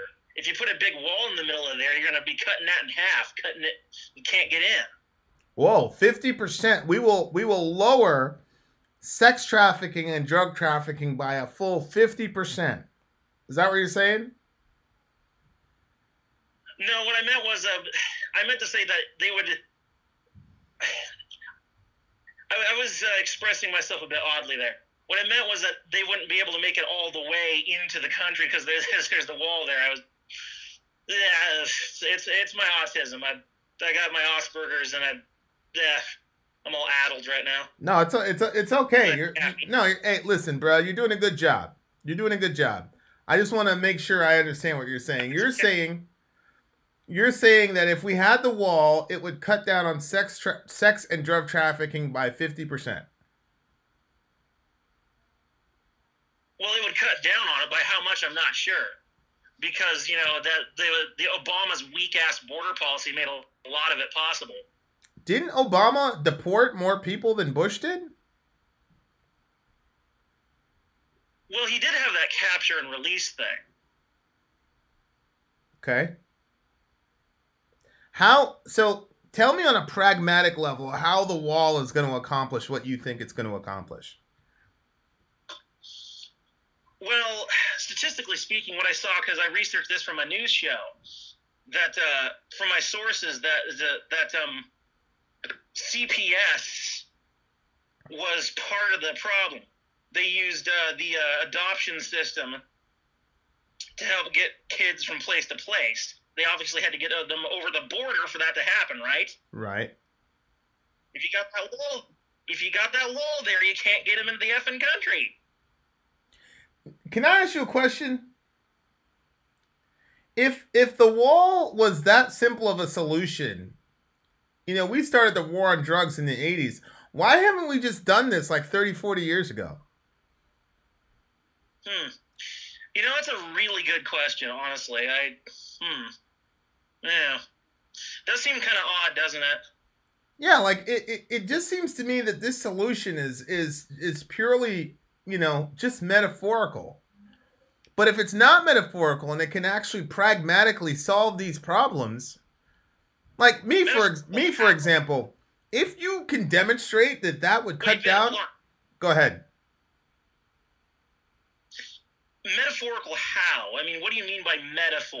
By metaphor, I just mean that it's going to have no practical import. It's not going to stop anything, but it's going to make people on the right wing feel like they accomplished something and that Trump fulfilled his promises to them. And it's a big FU to people on the other side to make them realize you guys are outsiders and we're better than you. That's all. That's all it seems like to me. So like security theater. Yeah, it's not going to keep you secure, man. Look, if you built a wall in your like the TSA and organizations like that, like TSA is a security theater.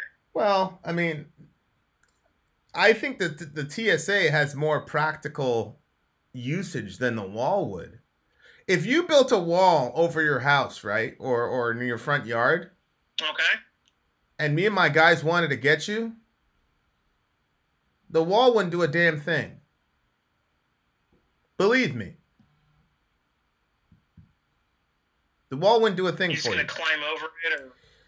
The wall wouldn't help you. Climb over it, break it down? Well, I mean, I'm just going to ask you a question. Like, how tall is this wall? I've heard a number of figures. At one point, I actually heard that it was going to be 50 feet. You're going to build a 50-foot wall. All the way across the border. Okay. I've heard 50, I've heard 70, I've heard 30, I've heard 20. A 70-foot wall. Are you serious? Yeah, I've heard many different statistics on it. Sometimes Trump is not very consistent in his speech, and it kind of gets on my nerves a little bit. Okay, so he's only part of that problem. Okay, so Leah, who is my resident Trump specialist, says it's going to be 30 feet. Okay, so the 30-foot figure is accurate. Gotcha. Okay, so a 30-foot wall is nothing. So you're saying that they're going to stay? They're just going to scale it and hop over it? There's lots of ways to solve that problem. Trust me, I know. Lots of ways to solve that problem. Yeah, but Huh? how? Specific example, please. Specifically, how are you going to get over it? You could scale it. You could puncture it. There's a lot of things you could do. 30 feet? Do you think 30 feet is that hard to accomplish? To get over? Oh yeah. Just get your short range climbing gear, carry it all across the border. These people are desperate people there, Nathaniel. That is true. The desperation is understandable considering what they're fleeing. You know, something that we helped to create. Yeah, but screw those people. Keep them there. We created a horrible mess for these people, but screw them. Keep them where they are. But, yeah, I just... My message to the American people, don't want a bunch of migrants coming over your border? Stop going over there and making giant messes. Stop making them in the first place. Do you know what an extension ladder is? Of course I do. Sometimes I have to get back in my house with a ladder. Because people lock the door while I'm gone, so I get back through my window. So you break into your own house with an extension ladder? No. No, I use a ladder and I climb back into my house through my window. Okay, well, that's what I do. Yeah, well, okay. So don't you think that a very desperate Chicano could be able to do the same thing? Well, who has to say it's going to be a Chicano if it's a mestizo? Same thing. Yeah, I mean it's a slightly different pedigree of heredity. But no, I'm saying like they would use the same like you really think a 30-foot wall is gonna solve our security problems over there? To some extent, maybe it's not going to be effective as Trump thinks it's going to be, but it's going to do something. It's not gonna. Well, what has Trump said that the effect is going to be? Well, he seems to think. It's just going to keep him out. Period. That's the way he sounds when he talks about it. So it's going to be 100% effective. Subhanallah. Nobody knew. Did you know this, Nathaniel? Not Reagan, not Bush, not Clinton, not Obama. None of these guys realized. Not Jimmy Carter, not Bush 1. None of these guys realized that all we needed to do was build a simple 30-foot wall. But that is Trump's arrogance. It's overconfidence. But mashallah, tabaraka, Allah subhanahu wa ta'ala gave us Donald Trump, and he gave him the hikmah, the wisdom, to know that all we needed was a 30-foot wall.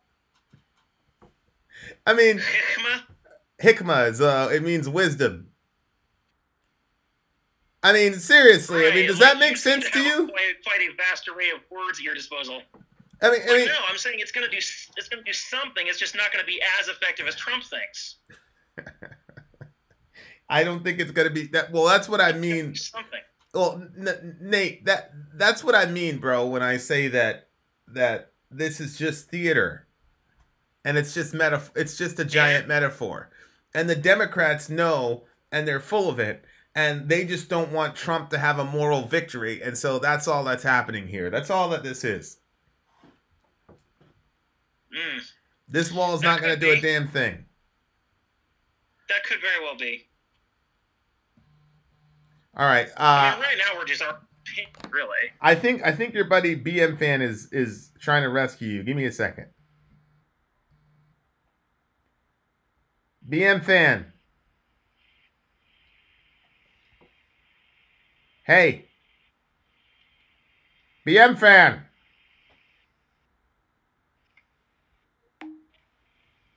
Hey, BM Fan. Can you hear me? Hey, are you there? Yo.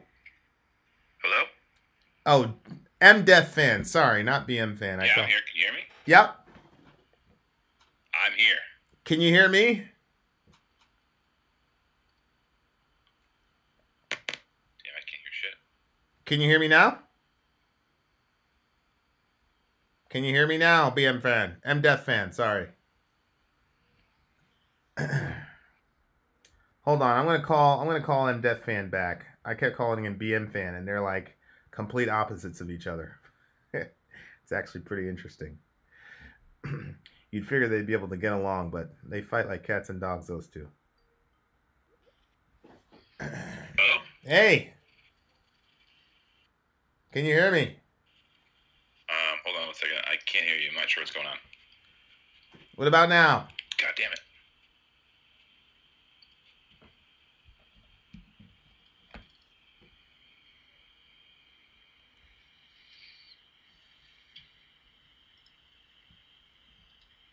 Hello?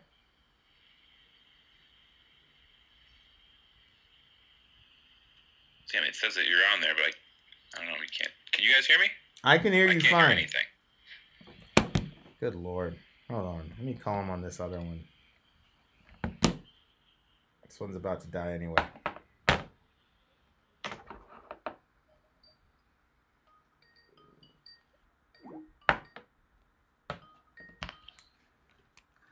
Hello?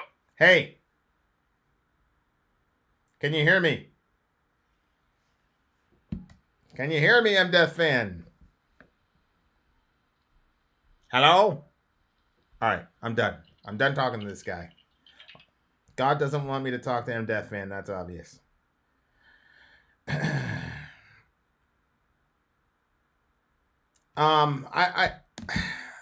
Leah, call me up. Call me up, Leah, and explain to me how this wall is going to keep America safe or make America great again. Because I need to know. Go ahead, Leah. Call me up.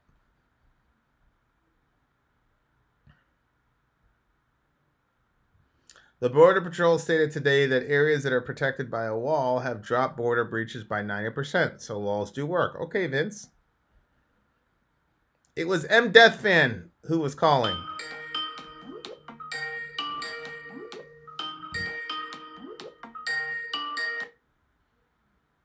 Hey.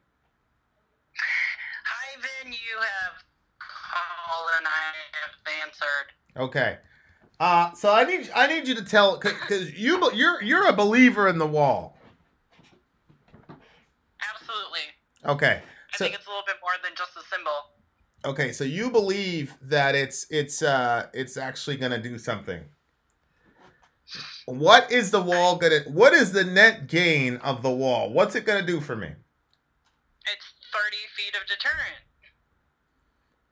It's 30 feet of deterrent. So a person who would risk their lives and risk dehydration and risk their kids being dehydrated is going to go all that way and then say, shit, there's a 30-foot wall. We got to turn around. It's going to take a lot more work for them to get over it than if you go to an area where there's one strand of barbed wire sitting there and all you have to do is crawl your way under it. I mean, it's going to be difficult. It'll give CBP more time to respond because the wall isn't the only thing that they're asking for. They want to do comprehensive border reform, so they want to do more drones, more technology, more border personnel. So everything combined together, yes, will make the border more effective. They also want to change the laws so that if somebody does step foot onto the country, that they don't have to be released. That we should be able to send them back if they don't have a legal right to be here. Pretty simple in my opinion. Okay, so River says, I think the wall should have a 30-foot moat around it with crocodiles. Okay, so I kind of baited you on this, Leah, because I wanted you to address the states' rights issue. So California has overwhelmingly stated that they don't want a wall and they don't want to deport all these poor people. So doesn't California have the right to say that?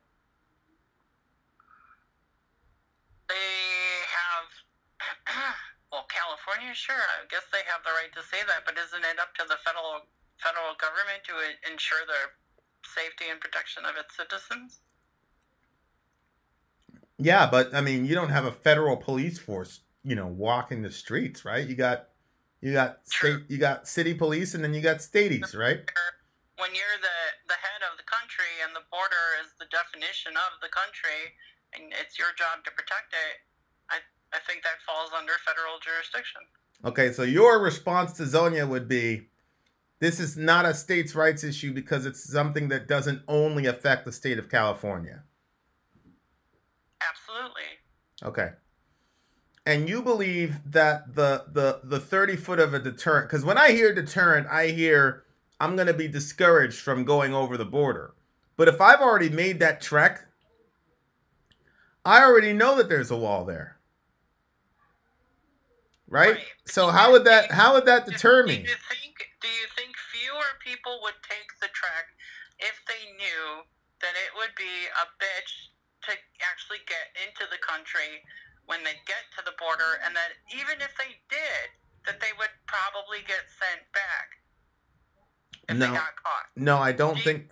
No. Total would be a deterrent. No, and the reason for that is because the current living condition they're already in sucks so bad that they'd be willing to risk death crossing that area. So a little inconvenience of the wall is going to be small potatoes to those people. I disagree. I mean, do you think that trek is? I mean, I'm not saying that some of them still wouldn't come, but I'm saying I think part of the reason that so many do come is because it's kind of, so it's been so. It's been porous. It's been easy to get in and out. Pretty simple to get into, yeah. Okay, but don't you think that it's incredibly difficult to even get to the point where you're at the border? Aren't they risking their lives to get to the border? No, yeah, absolutely. Well, that's another reason that they want the barrier, the wall, whatever, because they, like I said, they feel like it will deter some people. Maybe not all, but it will deter some people from taking that journey in the first place. And, people have died trying to get here and not making it, and well, that's my question, Leah. If people have died, and these people know that other people have died and other people's children have died, and they're still doing it. So if death isn't a deterrent, why do you think a 30-foot wall is going to be a deterrent? Because if you do everything that Trump wants to get done, even if they were to make it over the wall, they would be removed from the country. They wouldn't be able to get to stay. They wouldn't be able to come in with a child and say, yeah, but this is my kid, and we can't hold the kid for more than 21 days, so we have to release the children with, the parents. And then they just disappear to the country. That wouldn't be an option. So everything all put together, in my opinion, yes, that's a deterrent. Okay, can I ask you one more question? You can ask me as many as you'd like. Okay. Remember I talked to Nate, I said, Bush 1, Bush 2, Carter, Reagan, we always had this issue, and it was just as simple as building a wall. How come nobody else came up with the idea except for Trump? Well, I don't know if nobody else ever came up with the idea, but I don't know, it obviously wasn't a priority to those politicians. And I think over the years, the issue has just been steadily getting worse. Okay. So you're saying, you're saying years ago, immigration, illegal immigration was mainly people from Mexico. And over the years, it's expanded to, the people from the Central American countries, and even just yesterday there was a report that I think it was people from 46 different countries tried to enter the country illegally just yesterday. Okay. I think your buddy, your compatriot in Heartlessness, M. Deathfan, as also wants. It's not heartless. It's just saying, hey, do things the right way. If you really want to come here that bad, cool. Come to the port of entry. If you need to claim asylum, do that. If you want to apply for, legal entry into the country. I don't think that's too much of an ask. It takes a long time, though, sis. I agree with that. And, I think that that whole process should be sped up. Okay. If you're going to put up a barrier to keep people from coming in illegally, make it easier for them to come in legally. And when we make it easier for them to come in legally, we can vet them and make sure that, they're people that aren't like drug lords or whatever that, you probably wouldn't want in the country, and let them in. Well, no, it's not proper. It's not. Keep all these people out, but I'm saying it's not. try and streamline it so that we can make sure that we're getting people in the right way. That's all. It's not probably. We definitely do not want drug traffickers and human traffickers in our country. Point blank, period. Absolutely. But if we make it easier for the drug traffickers and, you know, the other people, the other evil people, if we make it easier for the regular, just people that want to come here for a better life, if we make it easier for them to come in, then the other bad people are going to exploit that, and they already have. And that's what they're doing now. So I think that wall, that deterrent, is to try and maybe force some people to come in through the legal process as well. Yeah, but don't you think, because the way that you characterize just, hey, just come and do it the right way and come through the port of entry, like, don't you think if it was that simple that people would be doing it that way instead of risking their lives to come in here illegally? Well, I mean, people do it that way, but you know how people are. They want instant gratification. They want what they want. They want it now. They don't want to have to wait. And the people, you know, well, the wait isn't like 2 weeks. $3,000 to sneak you into the country. They're not going to say, okay, yeah, we have a legal way of doing this. It's going to take 10 years. But Leah, it's not 2 weeks. When you say they want instant gratification, this is years it takes to get over here through the normal channels. Right. That's why I'm saying some people make that trek and do it illegally because they don't want to wait.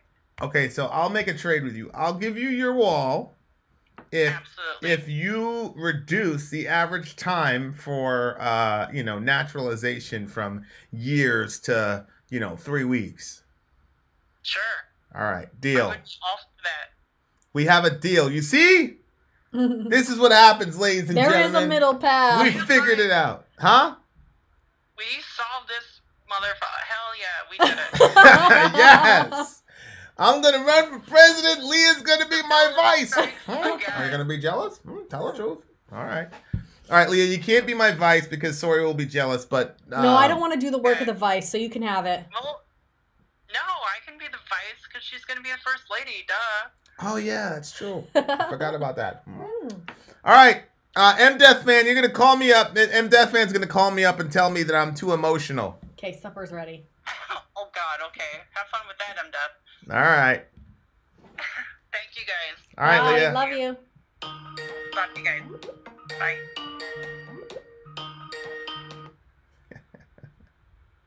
You remember this? Oh, I will never forget. Hey, who's on the line? This is the only M. Death fan. How's it M. going? Death fan. All right, buddy. You also believe in the wall. God, you're so emotional, man. I am. No, I used to I would do that, so I did it. Yeah. So, how you guys doing, though? Happy New Year. Happy New Year, buddy. You know, it's the second fireside. Not that anyone's keeping count, maybe, but it's only been the second fireside in 10 days of 2019. Lies. So what the hell's We've going done on? three. We've done 3 firesides in 2019. We did a back-to-back one. The other, I missed the back-to-back one. Okay. Yeah. I stand. So the wall, right? The Yep. wall. Here we are talking about the wall. You're completely wrong, by the way. I'm completely wrong. Okay. 100. I mean, you can't go over 100%. I think you're absolutely 100 on the wall. Look, it's just precedent. Like and your heart set. I've listened to you enough. Insightful do, I think. I'm still an idiot, but whatever. I understand where you're coming from. You care about the people, and I do too. You care about the people. I do, but okay. Same thing applies with like life lessons, right? So if you want to shape, right, you have to work out, and there has to be a pain there to see, fruits of right, of kicking your own ass, right? And so the same kind of thing applies to the wall. Yes, initially it might be hard for some people right there trying to get in via the old system, but if you set precedent, right? If the Border Patrol tells you, they're the ones that know what they're talking about. None of us, the people in the comments, nobody knows. They know. I would say that I would listen to them, and if they want to, put up barriers in certain areas to be able to keep under control, you can put in seismic sensors. Well, across the wall, you would know exactly when someone to get across the wall. Okay, so you're saying that are you saying that the Border Patrol is univocal in saying that we need this wall? I would say so, yes. And all the interviews that I've seen with people that work down there, they seem to be pretty much in lockstep. I'm not saying that that's because that's their job. They kind of have to speak that way. But, I would trust what they have to say more than you or me or anyone else calling in. Listen to Birdman. The bad president here is letting the president bully Congress by shutting down the government to get what he wants. That is exactly what Obama did with Obamacare. That president has already been set. God almighty. I don't agree with the wall, but I think they should give him his money and let him make his wall. Okay, so you really... Okay, but there is no official spokesman from the Border Patrol or whatever, the Border Patrol Union or whatever, that is saying we need to build this wall. There's no official statement from... People forgot. I live in Chicago, okay? So there's lots of unions out. If you're in a union, you're voting Democrat. That's how it is. It's hardcore. Okay. You highlight yourself if you don't go with the grain. But the thing is, though, initially, when you see those old days, immigration being a problem, is because unions understood that unions are proper. It's good quality work, right? Your job, right? Okay. Legal immigrants coming in and doing jobs, and you can see that. Like, think about painting your room, or painting the house, or doing some kind of small job. You'd pay for a certain quality as a stamp. You could risk it by doing getting a job done by a legal immigrant, but you have no recourse if you get screwed over because they could literally what are you gonna do? Oh, I hired this illegal guy and he didn't do a good job, so you can't go to the. So what I'm getting at is the Democrats used very much against illegal immigration, taking jobs from the middle class and the people. And all of a sudden, fast forward to 2019, can't believe it's 2019, and getting old. I agree with you. I think this is a bunch of political theater from leftists. I agree 100%, and that's why I shot that video on Middle America where I had Obama and Clinton, and they were both more aggressive on it than Trump was, rhetorically speaking. Yeah.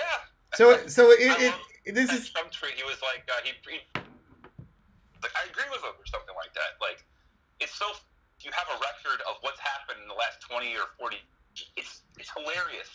Americans, the attention span and memory of a flea. Yeah, but MDev fan, hold on for a second. Hold on. But you are telling me, tell me the net gain. Like, how many what is the percentage of undocumented human beings that you think this wall is going to deter? You want to go math with it, Ben? You want to go math? Well, look, if we're gonna pay, $100 billion or whatever, quadrillion for this wall, then I need to know what the hell it's going to accomplish. I mean, isn't that fair? Or should I just say, hey, Führer Trump says that the wall is going to be effective, so let's just take what he has to say. What's going to be the net gain of this wall? What's it going to get us? Okay, so I would say this. So first of all, we're consulting the people that are on the border that would tell us where the wall is needed and where they need help to assist, shoring up the border to make sure we know who's coming in here. I mean, when you think about TSA as well, like TSA is like all up in your stuff, right? When you're traveling. So we have this crazy security system that is the TSA, but at the border, we have whatever they want. I'm sorry, I'm jumping here. So I'm not just. Can you repeat the question that you wanted me to? What is? It's okay. What is going to be the net effect of this wall on reducing illegal immigration? You set precedent. When people think about coming up to America from wherever they are down from Mexico down northern border, you set precedent. There's going to be well, some people are going to get up there and they're going to have a terrible experience, but they're not going to be able to get in. But but the worm will get back. In long term, it's like that, like we exercised earlier. You know, that initial pain, future gain. I think long term, if you set precedent like this, no other country in the world has such a weak immigration policy like the United States of America. Try to go to Canada. I've gone to Canada many times for work. They don't mess around. Go to Australia. Try to go in there. Try to go to Mexico from the United States and then demand things from their government it's just okay. MDef fan. The only country in the world that's like this. It's a laughing stock, and Trump is right about it. MDef fan. Now, well, people can laugh at it. I think it's one of the things that makes us great. Listen. So you're saying there is going to be no net effect of reduction of undocumented immigrants. You're just saying that it's going to be it's going to set a precedent. Long term, it will. So it will add up over time. So it's not going to do it. It's not really going to do anything in the short term. What plan a human being buys would do a lot in the short term? Say again. Like nuke people.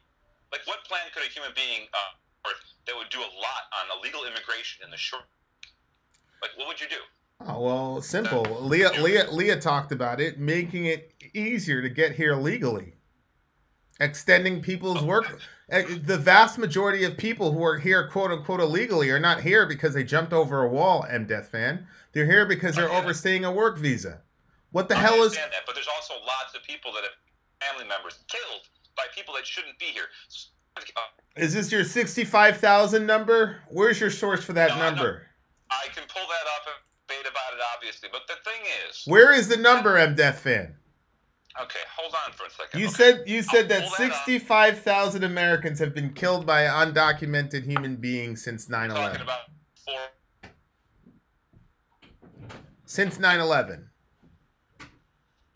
I heard it as a stat that was calculated in a certain. I think it's pretty. It's kind of accurate. MDef fan, you realize that that's more casualties as far as deaths go than Iraq and Afghanistan combined. Okay, well, take that number. So since 9/11, more American civilians have been killed by illegal immigrants than the wars of Iraq and Afghanistan combined. Are you seriously saying that?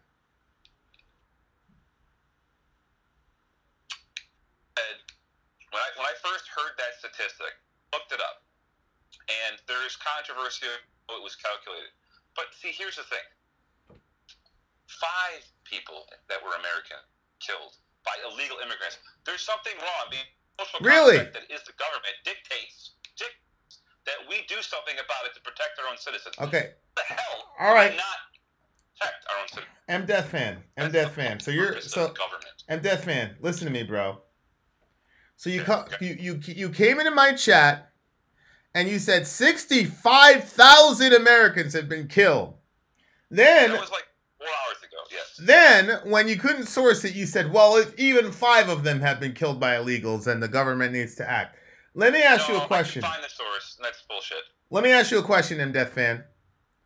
Last year, how many active shooter situations did we have last year? Was it 5? Was it 10? How many American civilians were lost in active shooter situations? Okay, so you're saying that okay, so we're talking about preventable crime, right? Yep. Whether it be what you're talking about, a mass shooter going outside and starting to shoot people, yep, versus a illegal immigrant killing someone that you love, which happens a lot. What happens more? Just happened recently. Just happened to that cop. Hey, right? You just heard that story heard around the world. Hey, listen, when you're a cop, you put your life on the line every day.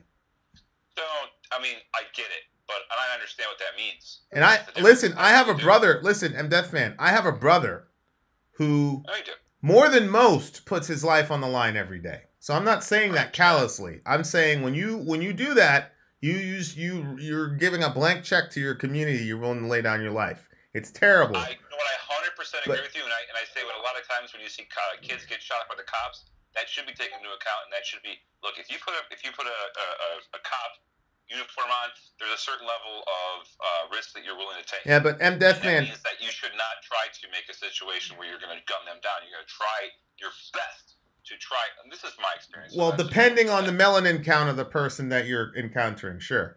But MDeath Man, who was more likely to kill someone last year, statistically speaking? A white male with a gun or a Mexican illegal immigrant?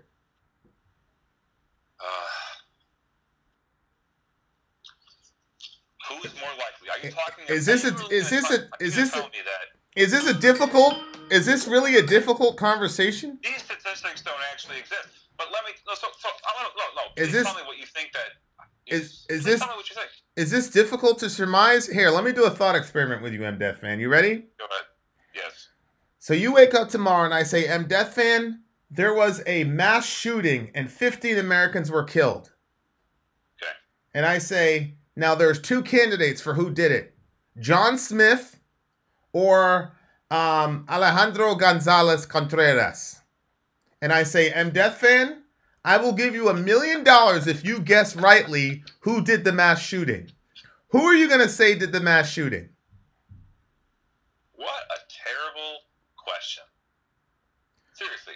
Who did the mass shooting? Are we really going to judge the outcome of an actual altercation between two people by the color of light that reflects off of their epidermis? Somehow some prerequisite... I didn't say anything about their race. I gave you two names. Yeah, exactly. Okay. Who is more likely to have done the killing? You know, in a mathematical sense, based on the statistics that are available, that would be a good thing to try to figure out. I wouldn't say that it's been calculated. You have no idea. Dude, I mean, how many gun murder... I live in Chicago. I can pull up gun statistics right now. Hey, are you going to answer the question, MDeath Fan?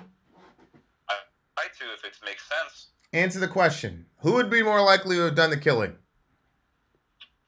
So, whatever his name was, or... John Smith or Alejandro Cortez Contreras. Who did the killing? Who did the mass shooting? The mass shooting. So the mass shooting is the metric of which we are basing this on. Well, of course, it's going to be John Smith. Oh, we need to get rid of every single white male.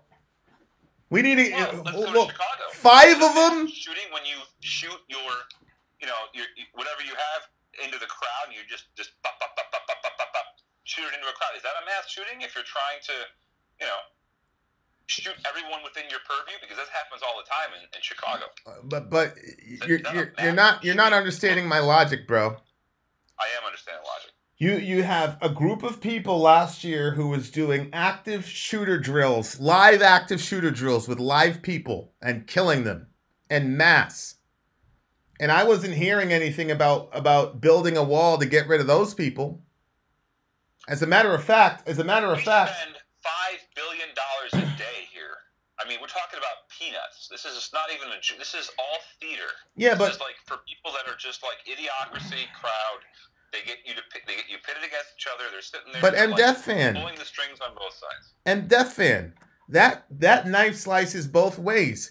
You came on here and started talking about 65,000 people being killed. Then you said, well... I actually didn't. I didn't come on here and say that. You brought up a thing that I said 4 hours ago. Okay. And you started using it like I came in here as the argument here today. I didn't do that. Listen to my logic, though. Don't get so emotional. Then you said that 5 people was too much. So 5 people being killed would justify a Mexico wall. But then you're complete. But then when I say, well, who was responsible for all the active shooter situations? Then you got a little bit. With the other. Let me finish the sentence. Let me finish the sentence, and then I'll let you talk. Then when I pointed out that white males like yourself have been doing active shooter and terrorizing our country the entirety of last year, then all of a sudden you wanted to get technical about statistics and numbers. And my question to you is, why is it when you were talking about the Mexican immigrants, you were saying, well, hey, 5 is too much. But then when I started talking about the white dude who's going around terrorizing our country, why did you want to get technical all of a sudden? Serious question. I just don't think one has to do with the other. And we're sitting here talking about security, and you're talking man doing mass. I don't think those two have anything to do with each. We're talking about border security. It's a government mandate to be able to protect the citizens, because the social contract that is people coming together and simply agreeing that, number one, I want to be safe. And if you can't protect me and be safe, well, then we'll find a government that will. And then when you have kids, it makes a lot more sense than those that are single. Because okay, and Death Man, a couple years ago, brother, and it's a lot more at stake now. Hey, brother, listen to me. I'm gonna tell you the God's honest truth. When I go to a movie theater with my family, me too. When I go to a movie theater with my family, I know what you're saying. That is definitely a national security issue. What are you talking about? Why is that like that today?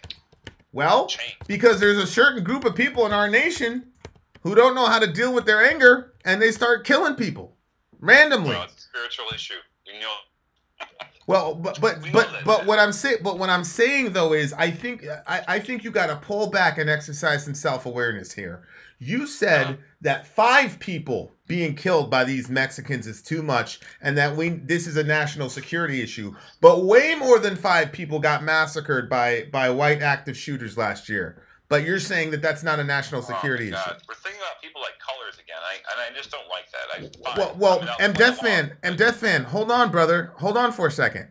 Because you're saying, I'm hearing what you're saying in a different way than what you're hearing what you're saying. Because let me tell you what I hear what you're saying. What you're saying is, if a Mexican kills an American, 5 is way too many. That's what I'm hearing. Did you not say that? What are you talking about? I mean, think about what you're saying, man. Isn't that what you said? Okay, if a fellow countryman gets killed by someone from not of this country, like that wouldn't alarm you? Shouldn't that alarm you as a citizen of the United States, or as an American? Why is that not?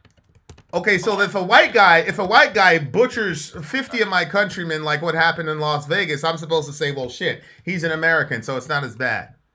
What are you talking about? Terrible. It's terrible. It's preventable. What I'm saying is preventable. If you care about lives, they're both preventable. And Death Fan, why? So are you saying? Now, I want to get what you're saying here. I honestly do.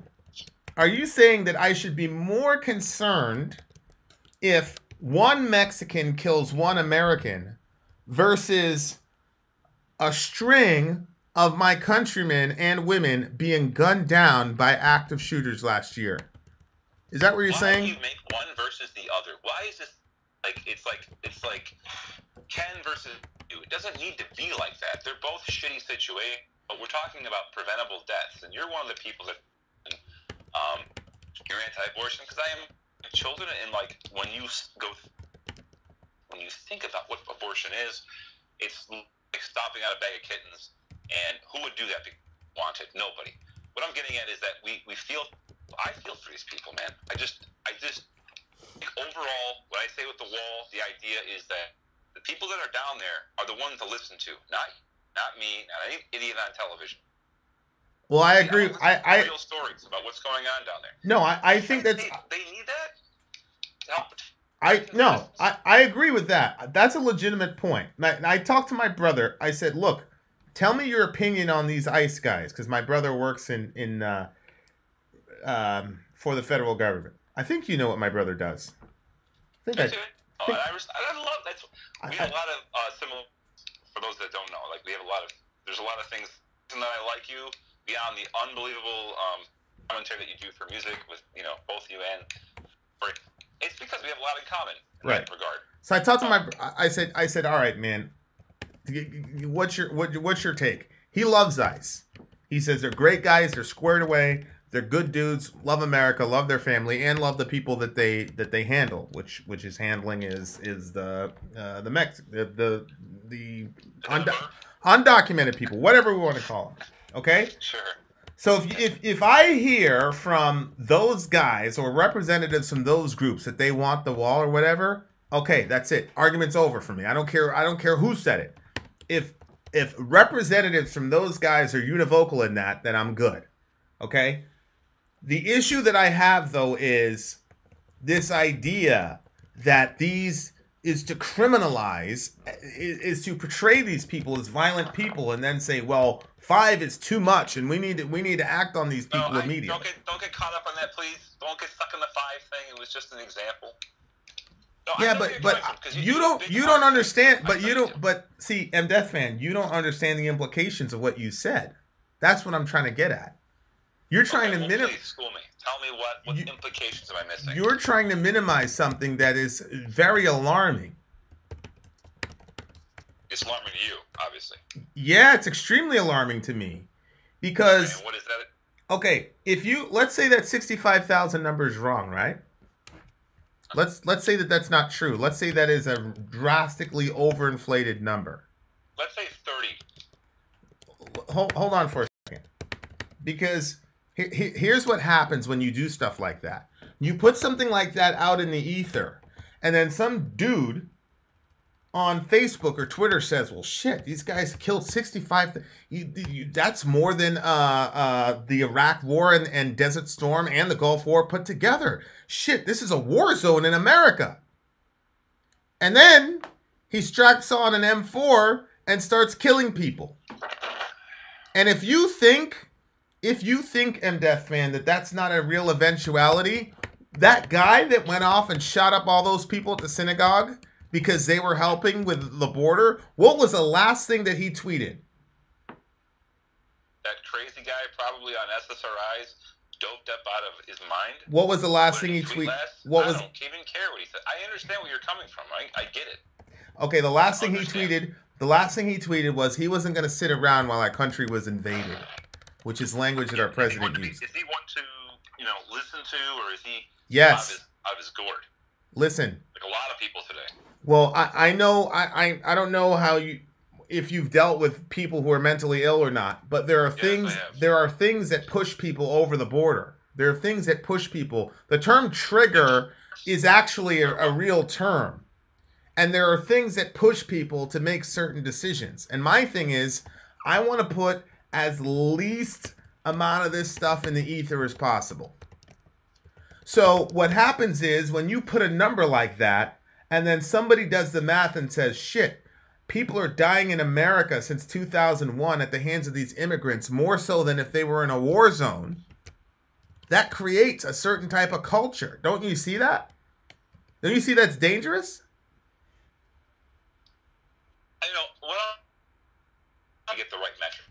That's all I care. I'll make my own decisions based upon that. Now, the metrics that we get are not right, then I want to investigate and know what they are. Yeah, but Death Fan, we should be able to capture data. Death Fan, we're great at what I do for a living. Death Fan. If I were to say to you, white men killed 65,000 people last year, would you be okay with me saying something like that? I don't care what you say. We're a lot aligned in that regard. I've heard that you don't care about people like going on racist and like going on. I don't care either. Like words are words hurt me.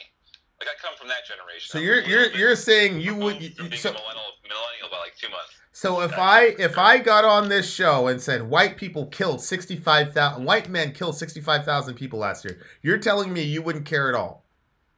Well, I might disagree with you. Well, you'd probably ask for my source, right? You'd probably be a lot. You'd probably let you talk about it unless convince me. Well, you'd probably be a lot more analytical, like you were when I talked about active shooters last year. You got super analytical, right? So why is it when I was talking about active? Here's the thing. Like we talk about shooters. So how many people died of active shooters last year? I don't know. A lot. It's a terrible year. Vegas was pretty terrible.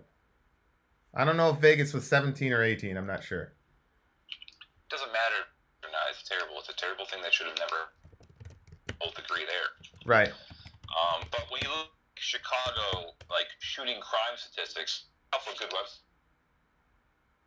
Say again. They're like data warehouses. They literally take every bit of information of shootings in Chicago. Yep. And they even capture like as far as like so murdered or someone was shot and where were they shot? They were shot in torso, they were shot in their head, they were shot in their legs. It gets really crazy. And then when you see that, like, and I live in Chicago, so I know a lot of I can pull up. I mean, like cops are just sitting there, like south or west side of Chicago, with their windows down, recording and live streaming, and you can just—it sounds like a war zone. Sorry to swear. Sorry, I apologize. No, you're fine. Well, my fiance doesn't like my. Well, Chicago. No, you're. I'm trying not to. Yeah, cursing doesn't bother me. Chicago's definitely a war zone. It is. There's no doubt about it. And I was there. No. So here's my point. My point is, you're more likely to be killed by me, and I'm more likely to be killed by you than either one of us are by a Mexican. That's my point. Until it isn't, right? Say again?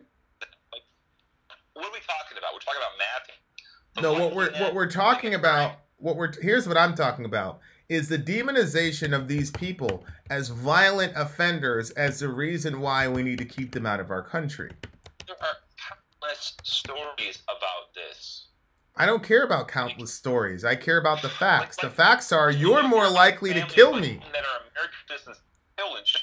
Like, I don't know if you know those, if you haven't seen it's like there's an issue, and why wouldn't you protect yourself from people who not be here? They got deported, come back, kill your son? Are you kidding me? I'm Death Fan.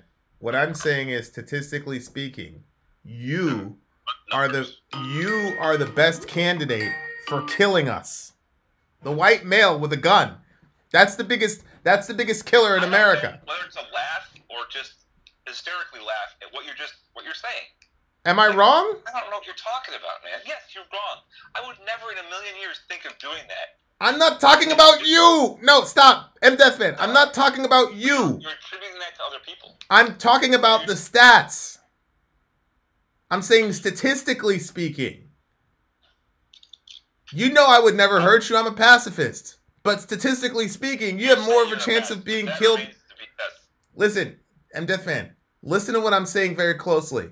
What I'm saying is statistically, you're more likely to be killed by me than by Alejandro. That's my point.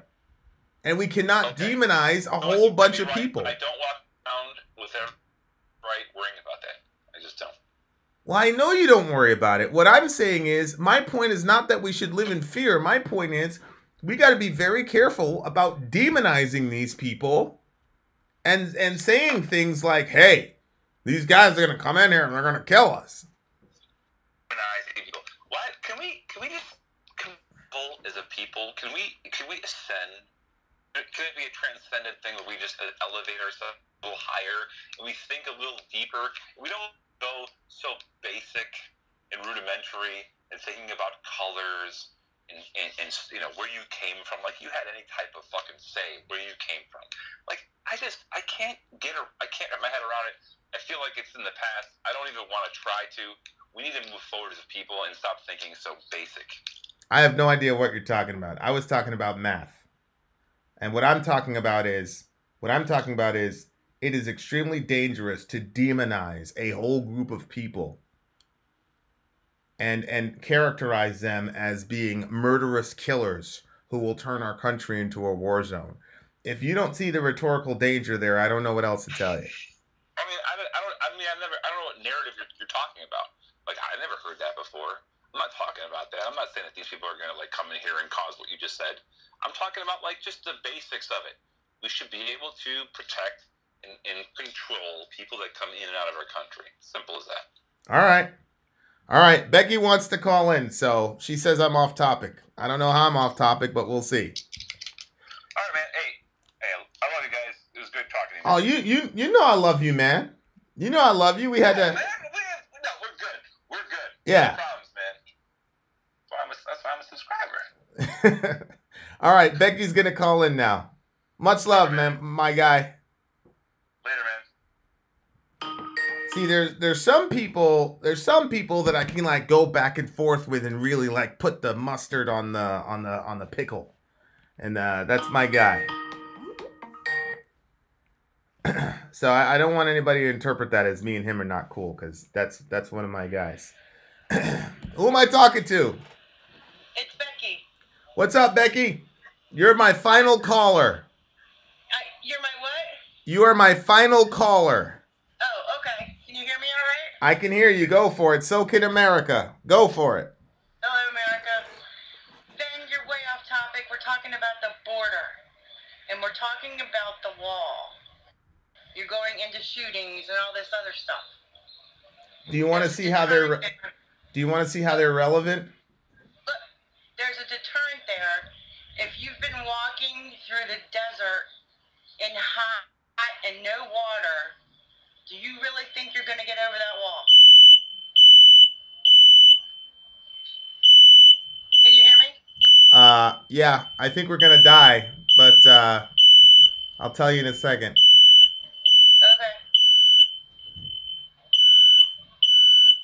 Okay. Hey, Zoe. Do me a favor. First of all, close the door. Get a shirt and whatever. Zoe's doing it. I told Zoe to watch the corn. I said, watch this corn, make sure it doesn't burn. She just played games instead. Well, is she playing Fortnite? On her phone, she was playing. I did everything else. I'm like, just watch this corn, make sure it doesn't burn. Burnt. Okay. Mama's angry. I'm frustrated, yeah. Is the house on fire? People are concerned, though. So that's good. No, the house isn't on fire. I just asked the one person to watch the corn. And I said, make sure it doesn't burn. Run, and that Vin. the water doesn't come out of it. Run, Vin, run! And they just left it there and played games on their phone. Quick, call 911. Okay. I thought I could smell something. That's why I left. And then I got down there. I'm like, the corn's burnt, but it was too late. Damn illegals burnt my corn. Okay, Becky. So go ahead. So Becky, you're saying these people are gonna be so wrecked by the voyage that the 30-foot fence is gonna make them turn around. There's a good chance it will, and if they do, some magically get up high enough to get over that wall, the sensors are going to, they're going to be immediately caught. Immediately.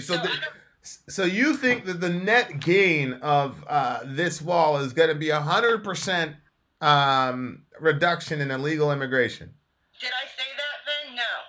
I didn't say 100%. Okay, give me a percentile. No, What do you... I don't want to give you percentages. Don't start that with me. Well, I won't... I'm not starting anything with you, sis. I need you to tell me what is the gain. What are we going to benefit from this wall? How many people is it going to keep out in a percentage? If I knew... Okay, you and your percentages and numbers. Listen to me. If you get up to the border and you are famished, you're hot, you've been through hell, okay? You get up to that border, you look at a 30-foot brick wall, or whatever the hell it's going to be. You are not going to be able to get up over that wall by yourself. And even if there's a few people, helping you.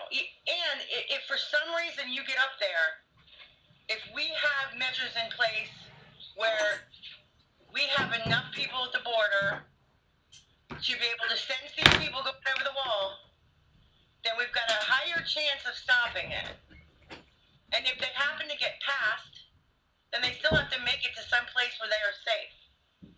So what I'm trying to say is, it's not a matter of, how many people it's going to stop. It's a matter of security. Do you understand what I'm saying? Not at all. If I say to you, Becky, I've got this situation where 10 people a day keep coming into my house, and you say to me, oh, I've got the solution. Just, pay me $5,000. I'll build a wall and it'll keep people from your house. And I say, really? Okay, so out of the 10 people, how much is it going to be reduced by? And you say, oh, don't worry about that. Isn't that a valid question? Okay, if you're saying that this is a solution to the problem, how much of the problem is it going to solve? Is that not a valid question? Well, if you're asking me for numbers, it's impossible for me to know that then. Well, is the president saying it's going to reduce illegal immigration by X percent? I don't know what he's saying. What I'm telling you is my opinion on the situation. Okay. And what I'm saying is, if we have better security at the border, then we have more control. And people will probably try to get in legally or call asylum if they see more of a deterrent in getting over. Okay, so So Fred is saying it's going to be 100% effective. Smack Lady is saying it's going to be 2/3 effective. So maybe. How can I know that number? We haven't even done it yet. Well, I mean, you can to measure it by. You can project. Let me ask you a question, Becky. Mm-hmm. How comes the previous presidents, none of them have come up with this solution for a wall? Well, they did. Everybody's been talking about it. No, Congress voted for a wall. Who? Yeah, Obama? Obama was campaigning on a wall? No. It was either Bush or somebody. I forgot what year it was, but they had approved a certain amount of money per wall. Yeah. And they never built it. Okay, Right. so they were taught. I've seen clips of, and I wish I had the links for you. I don't, but I've seen clips of Hillary and Obama both saying we need security at the border, and that we need to come up with a border wall that could help us do that. So this has been going on for years. Okay, so they've been talking about it, but Trump's the only one that I forgot. I think it was Nate that said it. Trump's the only one that's prioritized it to where it's actionable. Right, and do you think that's wrong?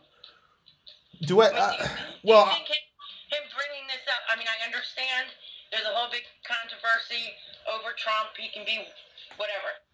What I'm saying is this a bad thing to bring up? Is this a bad thing to concentrate on as a nation?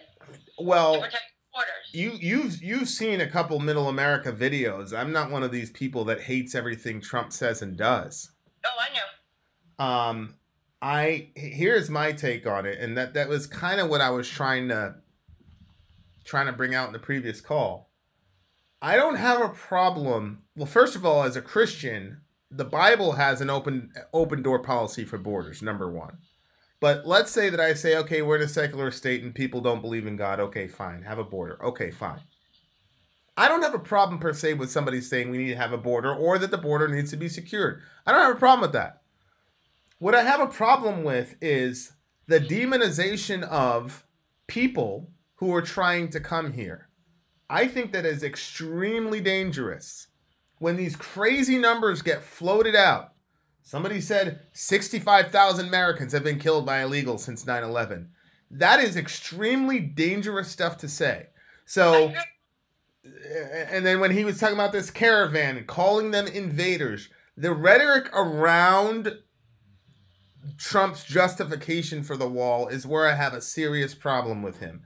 At the beginning of the show, Becky, I said the Democrats are being stupid and they need to give the man his $5 billion and let him build his wall, but they don't want to do it because they don't want to give Trump his victory. I'm sorry. Go ahead. What were you saying? No, I said I heard you. Yeah. John wants to say something. Hold on. Go ahead, John. Hey, Ben, how you doing? Hey, brother. How's it going, bruv? Okay, can you hear me all right? 'Cause I'm on the other side of this thing. You're golden. Go for it. I used to work in the restaurant business before I got sick.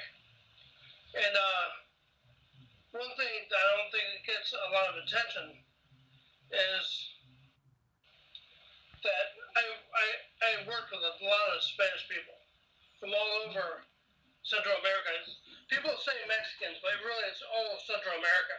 Okay. And but I'll tell you what, all the women I knew had been raped getting here. Okay. I'm not a Trump fan, but I think people forgot. I have no idea what the. I just walked in this kind of fish. I really don't know what y'all saying, but I was just saying that a lot of women that I know personally that I worked with had been raped in the trek from like Guatemala, El Salvador, through Mexico to the United States. And I think, I don't know if the wall will have any effect on it, but if people don't think that's obviously more to get through, maybe that'll help that. I don't know. But that does happen a lot. And I can confirm that. For the rest of you guys that didn't hear, there are a lot of women that get assaulted in these treks from Guatemala and other places to America. They're extremely vulnerable, and yeah, that's something that happens. And you're saying if we can do anything to deter that from happening, it's a good thing, basically. And I'll tell you another thing that happened that I know personally here in Baltimore. This happened probably 15 years ago, maybe more. But a family had paid the smugglers to get them over here. They got over here, and the family didn't pay. And two guys went to their house in Baltimore and cut the mother and father's heads off. Yeah, I mean, there's no doubt that MS-13 is. I know people that are working on dealing with those folks. So there's no doubt that those guys are the real deal, and they're bad people. And they should not be in their country. What's interesting is a lot of people are fleeing places like Guatemala, etc., because they're running from MS-13. Right. So what I'm saying is, fine,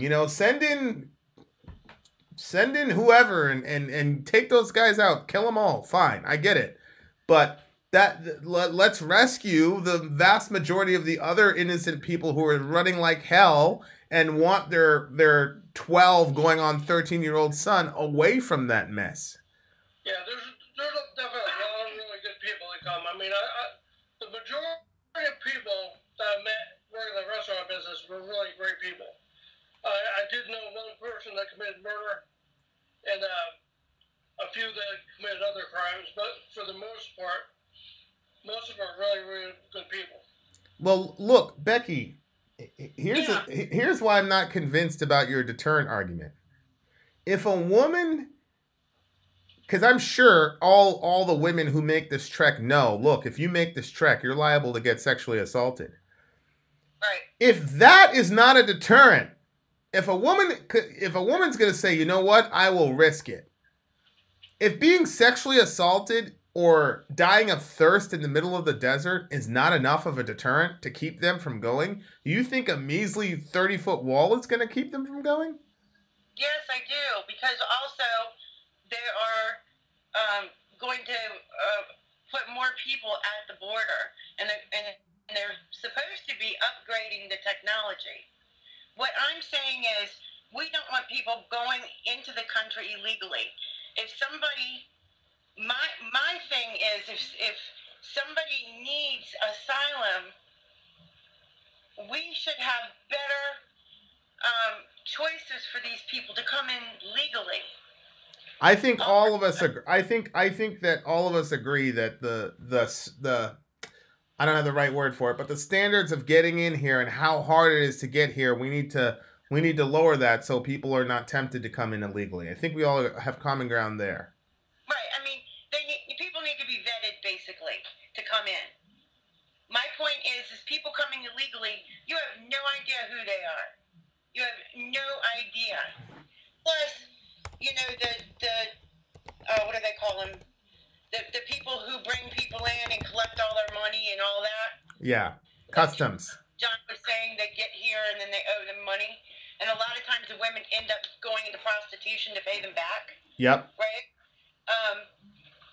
What I'm saying is you can, these smuggler people, they're not going to be able to get over the border very easily. And, I mean, it's not all these people can carry a ladder. So what I'm saying is there's enough of a deterrent as time goes by, like BM was saying, as time goes by, there's going to be less people that are going to want to go through that. And if we open up our arms in a legal way and find out a way how to vet these people and take care of them as we should, as the United States should, then that's a better option. I think that's why I'm for the wall. I think I disagree with you and Deathman, because it seems to me that neither one of you understand what it's like to be desperate the way these people are. If you're born and raised in America, you don't know a thing about the level of desperation that these people have. And if you're willing to risk the life of your child and your own bodily integrity to get over here, believe me, if you're willing to risk that, a 30-foot wall between you and America is not going to deter you in any way. Okay, so you get over here. You get over here and you're desperate. Where do you go? How do you get money? You end up on the streets. You don't have any help. If they come in at the border legally, but sis, my child is dying. But sis, without the wall, they're in the same situation that you just described, and they're still coming over here because on the streets in America, you have a better shot than in a house in Guatemala, apparently. Yeah. Well, I'll tell you, when I was working, the biggest influx of people in South America didn't come from war or anything. It came from, I forgot the hurricane. It was a terrible hurricane that went through Central America. Mm-hmm. It just devastated. I mean, people left like crazy.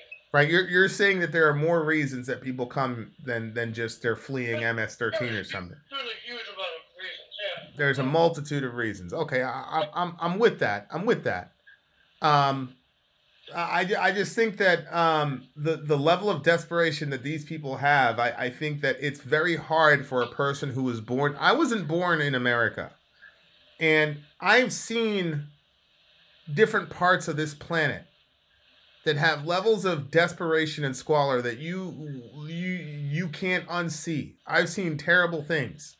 So my understanding of why a person would do that is probably a little bit different. Although M Death Fan has had similar experiences to me based on our conversation. So, but I hear, look, at the end of the day, I think the Democrats should just give the man his money. I think that the Democrats don't understand why they lost, and I think they're going to lose again. And this whole experiment shows that they don't get it. Right. And I don't think our government functions very well. I think there's a huge opportunity. There's a just between us talking, we could come up with a sensible idea more than the government has. The government is like A or B. Fuck the other one. And that doesn't work. Well, and there's special interest groups involved in this too. I mean, the point is that there's a better solution than there is now. Having more security at the border is, in my opinion, a good idea. Opening our arms up to people in a better way so that they know once they get to the border that they're going to be welcomed as long as they're vetted. You know, that's what I'm going for. Well, I mean, to be clear, if we let's say that the difficulty level is like a 9 to get into America, right, legally, and we lowered it to like a 4. So now we got all these people that would have thought about scaling the wall, right? Now they're saying, well, shit, it's just a 4 to get in. It's not as hard anymore. So now you're going to get this giant sort of like log of people. But now what would happen is, now we really know that you're crooked if you try to get in illegally, right? Because we made it so easy to come legally that if you try to get in illegally, that means that you're hiding something, and then, you know, you're more likely to catch somebody like being really nasty, right? But if we keep the entry level so difficult, then we lose the ability to do that. So, like, that's what I said. Like, I think my ultimate opinion on the wall, now that I'm talking to you and M Death Fan, because I think if the policies, and I'm just thinking out loud here, I think the policies as they stand right now, if you have the wall, right, with the difficulty level of coming into the country, I don't think the wall is going to be a deterrent. However, if you lower the bar of how difficult it is to be in the country, then the person says, well, why am I going to put myself through this illegal shit when it's easier to get in through the legal way? Right. The only reason you would do that, and maybe I'm being oversimplistic here, the only reason you would take the illegal route in that scenario is if you've got something on your record, right? Right. And I think in that sense, the wall would be helpful. If we could make it a lot easier to get in here, and people would need, you know, and we had the type of capital to, okay, fine, more security, but if you created a situation where there was a bottleneck to get into the country, then now the money shifts from we need more people to process these people more than security, because, you know, out of 10 people, only 2 of them want to jump the border. Well, if that's the case, then we're in a perfect scenario, right? Where I understand what you're saying, and I know there's going to be. No, I agree with you.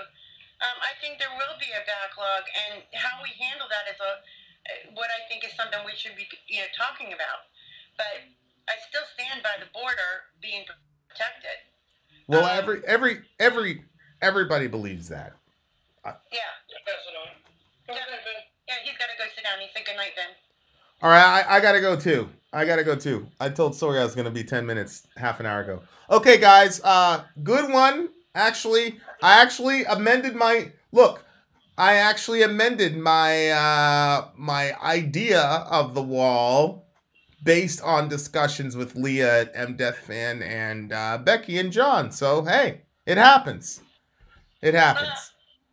Okay, guys. Zonia, happy birthday. My corn got burned, but I'm still going to eat it. I love everybody. Steven, you have a proposition, send it to me in email because I got to go. I got to go be with my girl. All right, guys. It was very fun. Love you. I love all of you. If I annoyed you, you know, it happens. Sorry. Vin out. Okay. Bye. Say Becky out, Becky. Becky out. Gone.